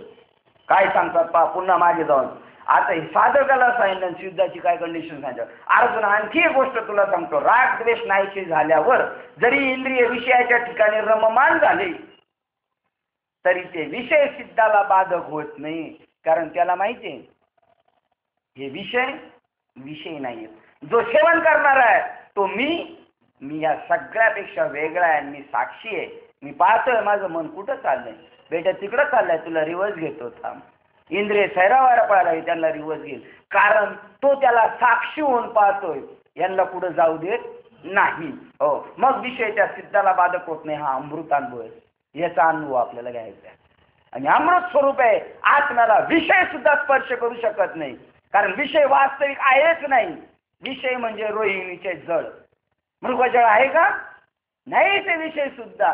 अरे सगळं ईश्वर परब्रह्म स्वरूप आहे, पण आता हे फाटे फुटे फुटत चालले, आपण त्याच्याशी आसक्त आहे म्हणून असं सांगितलेले. ज्याप्रमाणे आकाशातून सूर्य हा आपल्या किरणरूपी हातांनी साऱ्या जगाला स्पर्श करतो, परंतु त्याच्या संग दोषाने सूर्य लिप्त होत नाही. होतो काय? आता सूर्याने सगळे व्यवहार चालू होतात, सूर्य उगवला का सगळे कामधंदा करतात, पण ते काही कोणतं कर्म सूर्याला चिटकतं का? तसं आत्म्याला कोणताही चांगलाही विषय चिटकत नाही, वाईटही विषय चिटकत नाही, कारण आत्मा अग्नी स्वरूप आहे. तुका म्हणे आम्ही झालो अग्निरूप, लागून येती पाप पुण्य अंगा.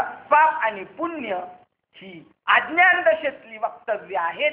इथं पाप नाही पुण्य नाही, पण केव्हा आत्मस्वरूपाशी एकरूप झाला तेव्हा. ज्याप्रमाणे आकाशातून सूर्य हा आपल्या किरणरूपी हाताने साऱ्या जगाला स्पर्श करतो, परंतु त्याच्या संग दोषाने सूर्य कधी लिप्त होतो का? नाही. त्याप्रमाणे जो ज्ञानवान विषयाच्या ठिकाणी मिथ्यत्व निश्चयामुळे उदासीन आहे, ते विषय मिथ्या आहेत, त्यामुळे तो उदास आहे, आत्मनंदात निमग्न व काम क्रोधापासून अलिप्त आहे. आणि ज्याला विषयामध्येही आपल्या आत्मस्वरूपापासून भिन्न असे काहीच दिसत नाही, त्याला विषय तरी कसले काय चाललंय? हा अमृतानुभव चाललाय, आणि याचा अनुभव घ्यायचा आपल्याला. विषय सुद्धा त्याला काय वाटतात? एक पाऊल पुन्हा मागे जातो. त्याप्रमाणे जो ज्ञानवान विषयाच्या ठिकाणी मिथ्यत्व निश्चयामुळे, कारण मिथ्यत्व सूर्यकिरण जसं मृगजळ जसं मिथ्य आहे, पण ज्याच्यावर मृगजळ दिसतंय ते सूर्यकिरण मात्र सत्य आहे.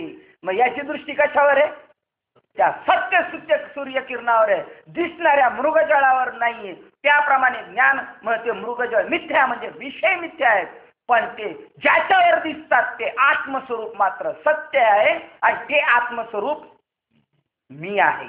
जो ज्ञानवान विषयाच्या ठिकाणी मिथ्यत्व निश्चयामुळे उदासीन आणि आत्मनंदात निमग्न, तो काम क्रोधापासून अलिप्त असतो. आणि ज्याला विषयामध्ये आपल्या आत्मस्वरूपाहूनही भिन्न असे दुसरे काहीच दिसत नाही, त्याला विषय तरी कसले?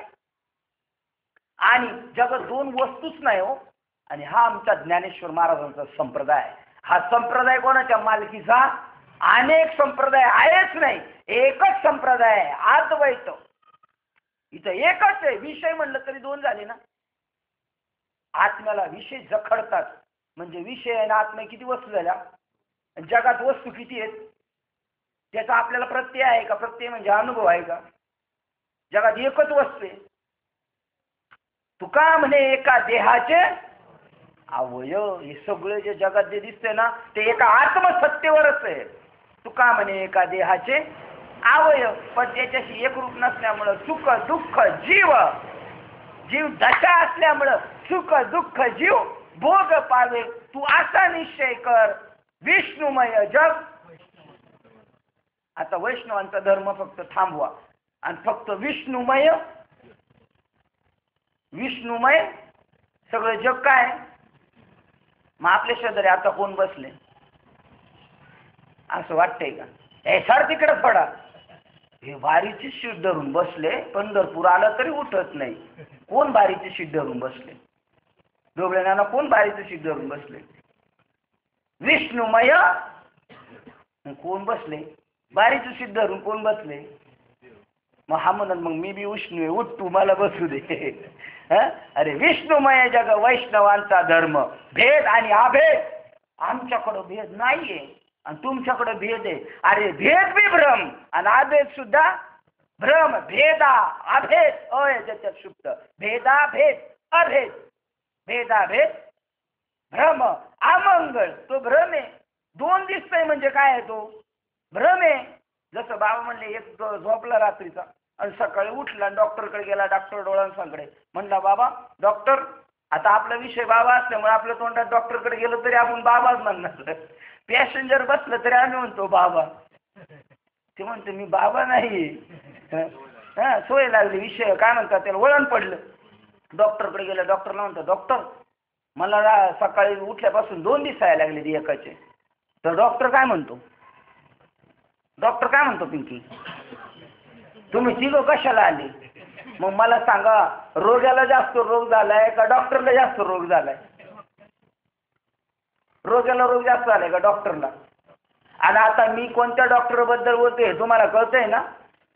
मी डोळ्याच्या डॉक्टर बद्दल बोलत नाही, जे इथल्या गादीवर बसून ज्याला दोनाचे 3 दिसतात, एक दिसतच नाही, तो इथला अधिकारी. जगामध्ये एकच आत्मसत्ता आहे, 2 आहेत नाही, जीव बी नाहीये, विषय बी नाही, माया बी नाहीये, एक आत्माच देव नटला नाना परी. सांगा बरं आता, हा अमृतानुभव आहे, त्याला विषयामध्ये सुद्धा आत्मस्वरूपाहून भिन्न दुसरे काही दिसत नाही. त्याला विषय तरी कसले आणि बाधतील तरी कोण? कोण मला बांधणारे, कोण मला सोडवणारे, मला कोण बांधणारे? या बोधापर्यंत गेला तर परमार्थ झाला म्हणाल. मग जगात 2 वस्तू नाही, एकच आहे. मग गुरु आणि शिष्य तरी आहे का? आणि हे जर स्वीकारलं तर यांच्या दुकानदाऱ्या सगळ्या बंदच होऊन जातील. मग पाया पडायला आलं खिशात 50 रुपये 10 रुपये जशी टाकतात, भिकाऱ्याला काय टाकतात, त्या सगळ्या बंदच होऊन जातील. 2 वस्तूच नाही हो, एकच आहे. ज्ञानेश्वर महाराज एका ठिकाणी सांगतात, एक गुरु आणि एक शिष्य. ही परंपरा मी कशासाठी काढलेली? आत्मा काय हे कळण्यासाठी. त्याला कळावं आत्मा काय, ज्याला कळलंय त्यांनी याला सांगायचं, बस एवढेच. एक गुरु एक शिष्य, हा पडिला साच व्यवहारू, मत प्रकार जाणव्या. मी काय आत्मा काय हे जाणण्यासाठी एकाने गुरु व्हायचं, एकाने शिष्य व्हायचं, एकाने गुरु व्हायचं, एकाने शिष्य व्हायचं. जो आता गुरु आहे तो शिष्य होता का नाही? आणि आता जो शिष्य आहे तो उद्या कोण होणार आहे? म्हणजे 2 पार्ट आहेत का? एकच आहे, एकच पार्ट आहे. पण एकच देव नटला अनंत रूपे अनंत वेशे, अनंत रूपाने अनंत वेशाने एकच नटलेला आहे. असे ज्याप्रमाणे बादल कोण त्याला, अरे जर पाण्यात पाणी बुडले, काय म्हणतात अमृतानुभव, पाण्यात पाणी बुडेल का? मग विषय सुद्धा काय आहे? आत्माच आहे. पण हा निश्चय झाल्याशिवाय नाही बरं. नाही तर विषय माणसाला तर मग मजाच. ते म्हणून काय नाही, आत्मसुखच उपभोगतोय. बघा, अरे पाण्यात पाणी बुडेल का? सगळंच ब्रह्म आहे, कोण कोणात बुडणार आहे? अग्नीने अग्नी जळेल का? तर मात्र तो परिपूर्ण अवस्थेत पावलेला पुरुष विषयाच्या संगतीने लिप्त होईल. अशा प्रकाराने तरच तो लिप्त होईल म्हणतात. कधी? अग्नीने अग्नी जळला, तो पाण्याने पाणी भिजलं तर तो ज्ञान मनुष्य त्या विषयाने लिप्त होईल. आधी त्याग तुम्हाला आम्हाला बनवण्याचं बरं का. हे कोणत्या एका बाबाचं वर्णन नाही. या भूमिकेवर आपल्याला जायचे सगळ्यांना.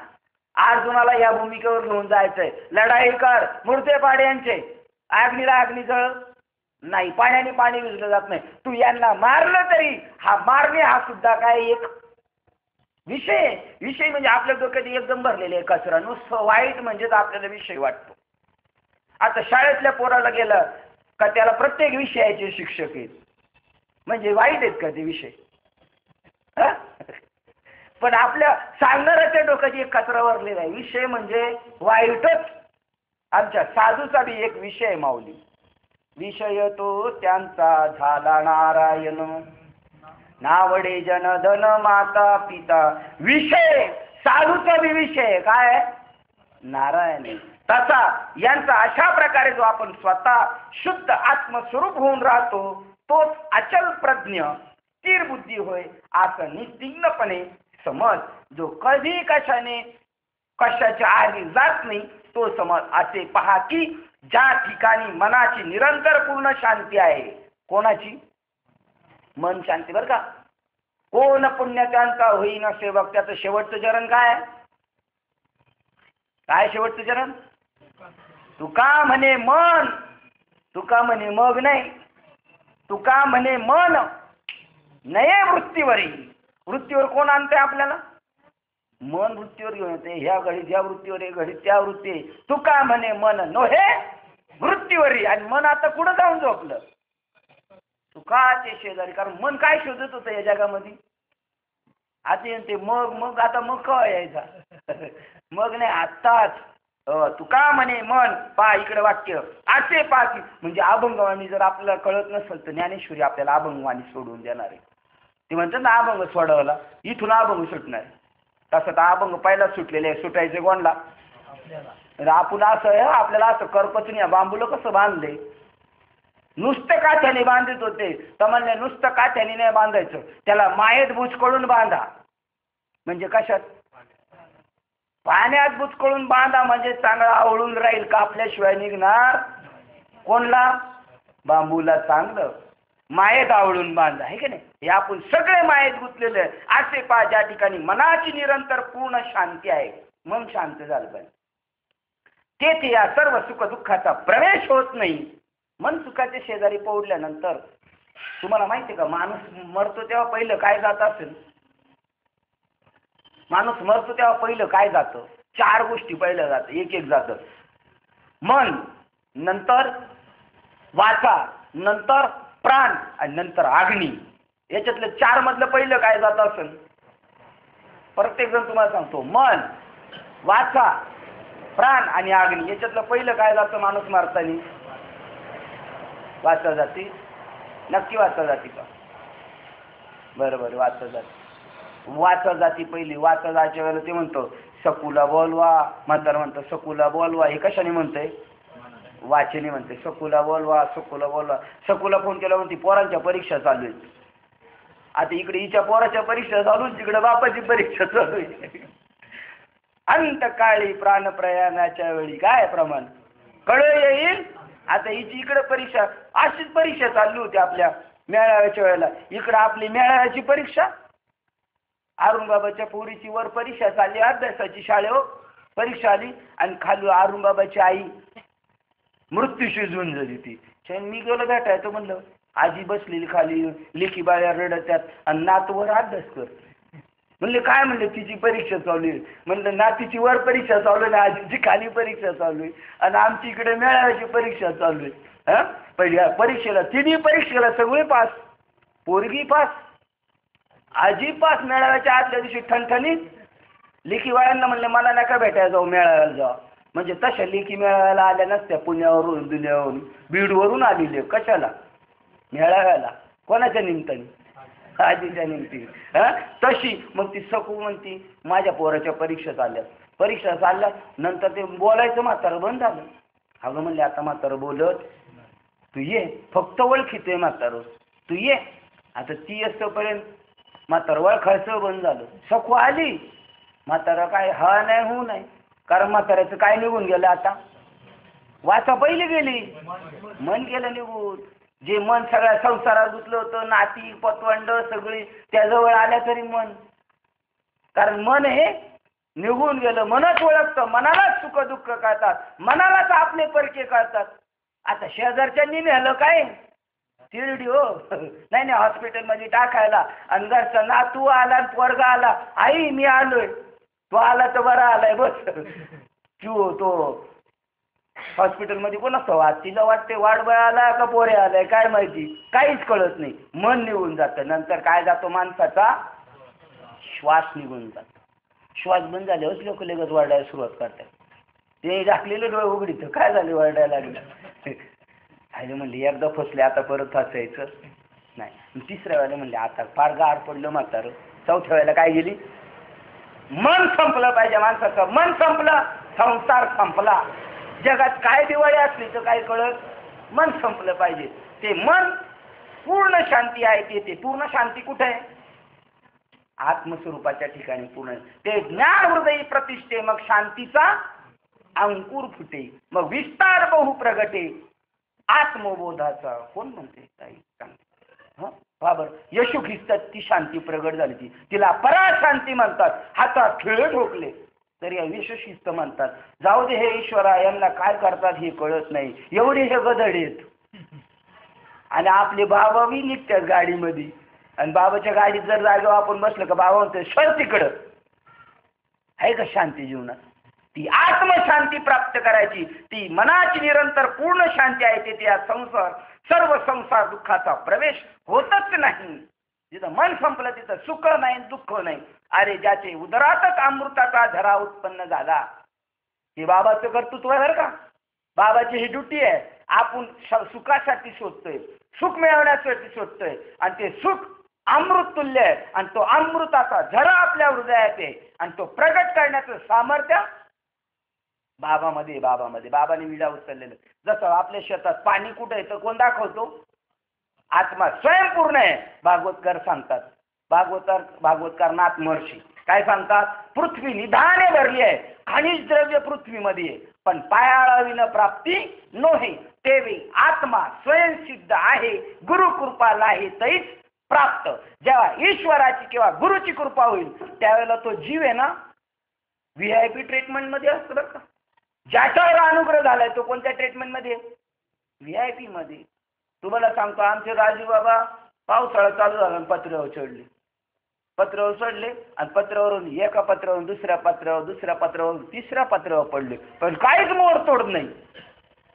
21 फुटावरून पडलेला माणूस शेजारच्या पडला तर पत्रा फुटला, पण या माणसाला काय, तो दुसऱ्या पत्रावरून खाली पडला. आणि त्यांना राजवाडी हॉस्पिटलला मी 4 वेळा फिरून आलो तर नाही. आणि त्यांना कोणती ट्रीटमेंट चालू होती? VIP ट्रीटमेंट होती. त्यांना याच्यामध्ये नेऊन ठेवलं होतं. कशात म्हणतात? अतिदक्षता विभागामध्ये. कोण काय ओळख? ते म्हणतात ओळख आहे का राजवाडीला? राजवाडीच आमची आहे. आमची देवाची ओळख असली का सगळी माणसं आमच्याकडं तिथं राजवाडीला. त्यांना मी भेटायला आलो, ते घरी आले. म्हणलं राजू बाबा पुढच्या वर्षी पावसाळ्यात चढायचं का पत्र? ते म्हणले बाबा आता एवढं झालं कशाला चढायचं. मग तसंच आहे इथं. तेव्हा सांगतात का अमृताचा झाला अनुग्रह झाला का आपल्याला विशेष आपण देखरेखीखाली असतो. ज्याच्यावर अनुग्रह झाला ना त्याने म्हणावं मागे पुढे उभा, त्यानेच म्हणावं, बाकीच्यांचं म्हणायचं काम नाही. कारण तो अभंग गुरु परंपरेत चालला, त्या गुरु परंपरेच्या प्रकरणातलं आहे. मग बाकीच्यांना नाही का देवाची कृपा आहे ना, पण अतिदक्षता विभागामध्ये याच्या ऑर्डिनरी कृपा आहे सगळी. पण ज्याच्यावर कृपा झाली अनुग्रह त्याच्या मागे पुढे देव असतो. सगळ्या गोष्टीचं त्याचं संगोपन कोण करतो? देव करतो. ज्याच्या उदरात अमृताचा धरा उत्पन्न झाला त्याला तहान तृष्णेची कधीच पीडा नसते. त्याला कधीच म्हणावं लागणार नाही माझं कसं होईल, माझं काय होणार आहे. माझं जे होणार आहे ते निश्चित होणार आहे. त्याप्रमाणे ज्याचे अंतःकरण प्रसन्न झाले त्याला दुःख कसले, आणि ते होणार तरी कुठून? कारण तेथे त्याची बुद्धी आपोआपच परमात्म स्वरूपी स्थिर होऊन राहते. सुख आणि दुःखाला झालंय का नाही हे कळायला ते माग आहे कुठं? ते पुढे गेलं. आता घरची म्हणली माग येतं, परत माघारी येत नाही. ते परमात्म स्वरूपाच्या ठिकाणी स्थिर होऊन राहते. त्याप्रमाणे ज्याप्रमाणे निवाऱ्यातील दिव्याची ज्योत कधीच मुळी हलत नाही. कुठची ज्योत? निवाऱ्याला असलेली. त्याप्रमाणे योगयुक्त म्हणजे जो स्थिर बुद्धी आहे तो आत्मस्वरूप समाधीच्या ठिकाणी निश्चलपणे रत होतो. तो आत्मस्वरूपाच्या ठिकाणी स्थिर होतो. त्याला काहीच किती वारा आला तर काही होऊ शकत नाही. हा योगयुक्तीचा म्हणजे योगबुद्धीचा विचार ज्याचे अंतःकरणात नाही त्याला शब्दाधिक विषय आपल्या पाशात घेऊन टाकतात. बघा दोन्ही पार्ट सांगितले. आता परत साधक विषयाच्या जो पामर जीव आहे त्याच्याबद्दल ते बोलतात. पहा, योगयुक्ती म्हणजे हा विचार ज्याच्या अंतःकरणात नाही, ज्याला ज्ञानाचा उपदेश नाही, ज्याला योगस्थितीचा अनुभव नाही, ज्याला स्वरूपाचा अनुभव नाही, त्याला मात्र हे विषय दुःखदायक आहेत. त्याला विषयच आहेत, त्याला विषय आत्मस्वरूप नाही. याच्याबद्दल ज्ञानी भागवतकार एक वाक्य सांगतात. सोम म्हणजे मी ब्रह्म आहे, तसा भागवतात उल्लेख आला मी आत्मा असे देही. आपल्या देहात कोण आहे? हा विश्वास नाही जयाशी, ज्याला असं वाटत नाही मी आत्मा आहे, मी आत्मा असे देही, हा विश्वास नाही जयाशी, तो मृग जळाचे नीटोही नावे सकट बुडू बुडू गेला. कशात बुडाला तो? मृगजळाचा डो खरं आहे का? मृगजळाचा डो खरं आहे का? म्हणजे खोटं पाणी, आणि त्या खोट्या पाण्यात हा बुडून मेला. पण निस्ता बुडून नाही मेला तर कशात बसून मेला? नावे सकट बुडू बुडू गेला. म्हणजे ज्याला स्वरूप स्थितीची प्राप्ती नाही त्याला विषय हे त्रासदायक आहेत, आणि ज्याला स्वरूप स्थिती प्राप्त झाली त्याला विषय सुद्धा विषय नाहीत. अजून एक कृपा सांगतो, ही गुरुची कृपा आहे. उदाहरण सांगतो. त्र्यंबकेश्वरला गेल्यानंतर एक अभंग सातत्याने लोक म्हटल्याशिवाय राहत नाहीत माऊलींचा.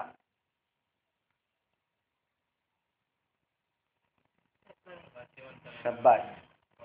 सकळ ही तीर्थे निवृत्तीच्या पाया. निवृत्ती म्हणजे काय? जर वृत्ती म्हणायची आत्मस्वरूप त्याच्या ठिकाणी निवृत्तीच्या पाया. तेथे माझे मना, कोणाला सांगितले? माझ्या मनात तिथं जाऊन काय दे? बुडी दे, तिथं जाऊन दे.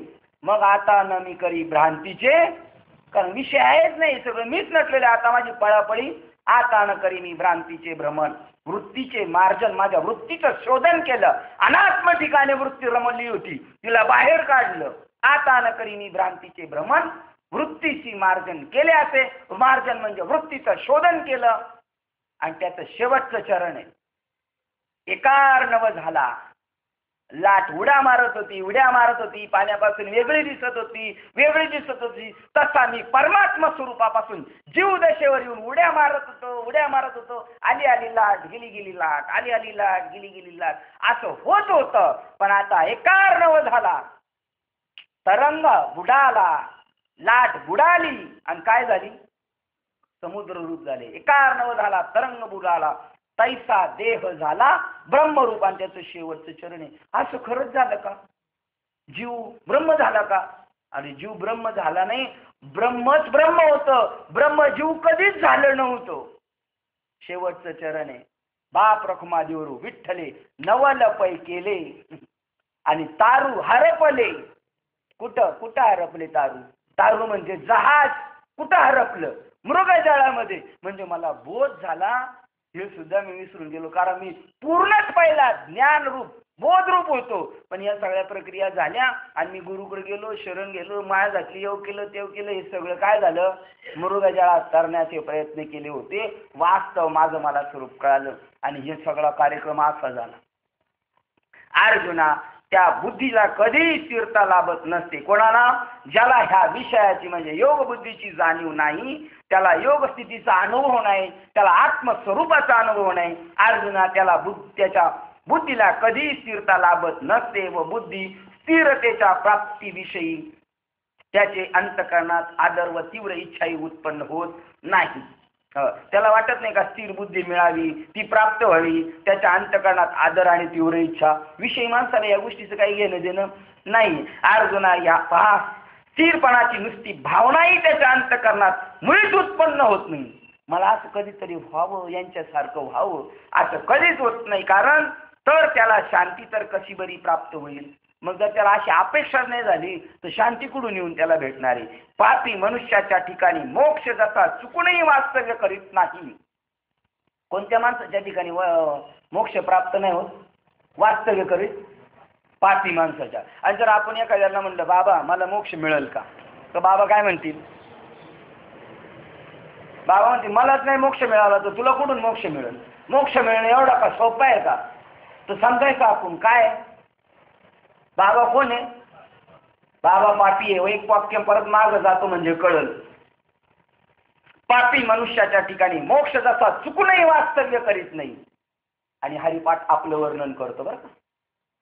ज्ञानी माणसाचं वर्णन करतो, जाणी व नेणी व भगवंती नाही, हरी उच्चारण पाहे मोक्ष, सतत मोक्ष त्याच्या जवळ आहे, नित्याचा मोक्ष त्याच्या जवळ आहे. जिथे जातो तिथंच तो मुक्त आहे, मोक्ष त्याच्या जवळ आहे. आणि पापी माणसाच्या ठिकाणी मोक्ष चुकूनही वास्तविक करीत नाही. त्याप्रमाणे जेथे शांतीचा ओलावा लेश नाही, थोडी बी स्थिरता नाही, तेथे सुख हे चुकून देखील प्रवेश करीत नाही. हे पहा, जर विस्तवात घातलेल्या धान्याची भरजीत बीजे उगवतील तरच शांती मनुष्याला सुख प्राप्ती घडू शकेल. ज्याच्याकडे अशांत मन आहे त्याला सुख कधी मिळू शकत, भाजलेली बी कधी उगू शकत नाही, तशी यांना शांती कधी म्हणून मिळू शकत नाही. हे प्रमाण साधूचं वर्णन केलेले. आणि हे उदाहरण याच्यासाठी अशांत माणसासाठी. म्हणूनच मनाचे चंचलत्व व त्याचे नियमन न करणे हे सर्वोत्तपरी दुःखाचे कारण आहे. आपल्या वाट्याला दुःख आलं, देव माझ्या माग लागला, देव मला लय दुःख देतो, हे कशामुळे असं वाटते आपल्याला? कशामुळे वाटतं देव दुःख देतो? म्हणून मनाचे चंचलत्व, मन स्थिर नाही ना.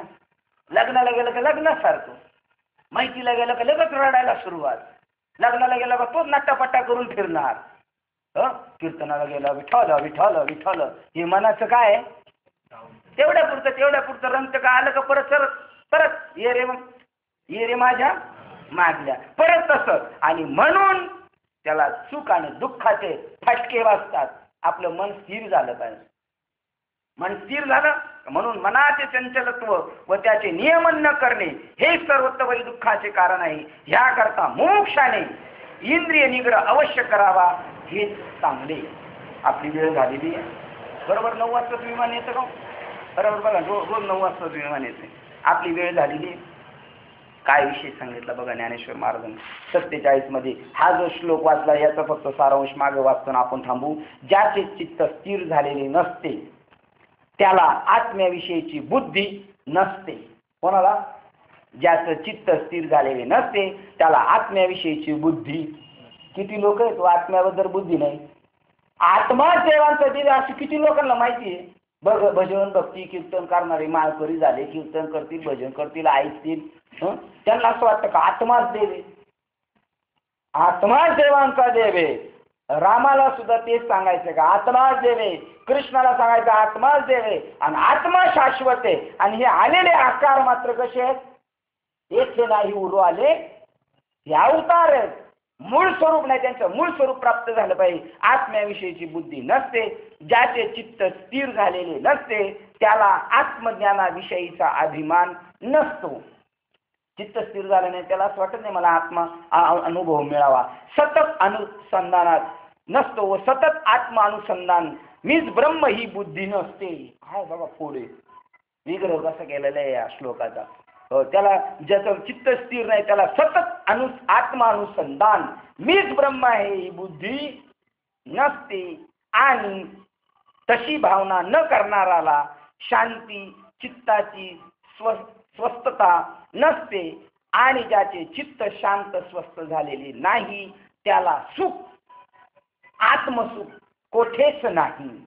आणि याला विषय कोठेच नाही आणि याला आत्मसुख कोठेच नाही. एवढी विसंगती आहे. 347 क्रमांकाच्या श्लोक ओळीला आपण थांबूया. दुसऱ्या अध्यायाच्या झालेली सेवा हृदयस्थ सद्गुरू सच्चिदानंद श्रीपाद बाबा रामदास बाबा अधिष्ठान परमात्मा श्री गणरायाच्या चरणावर आणि तुम्हा सर्वज्ञांच्या चरणावर सेवा समर्पित करून सेवेला आपण इथे पूर्ण विराम देऊया. पुंडलिक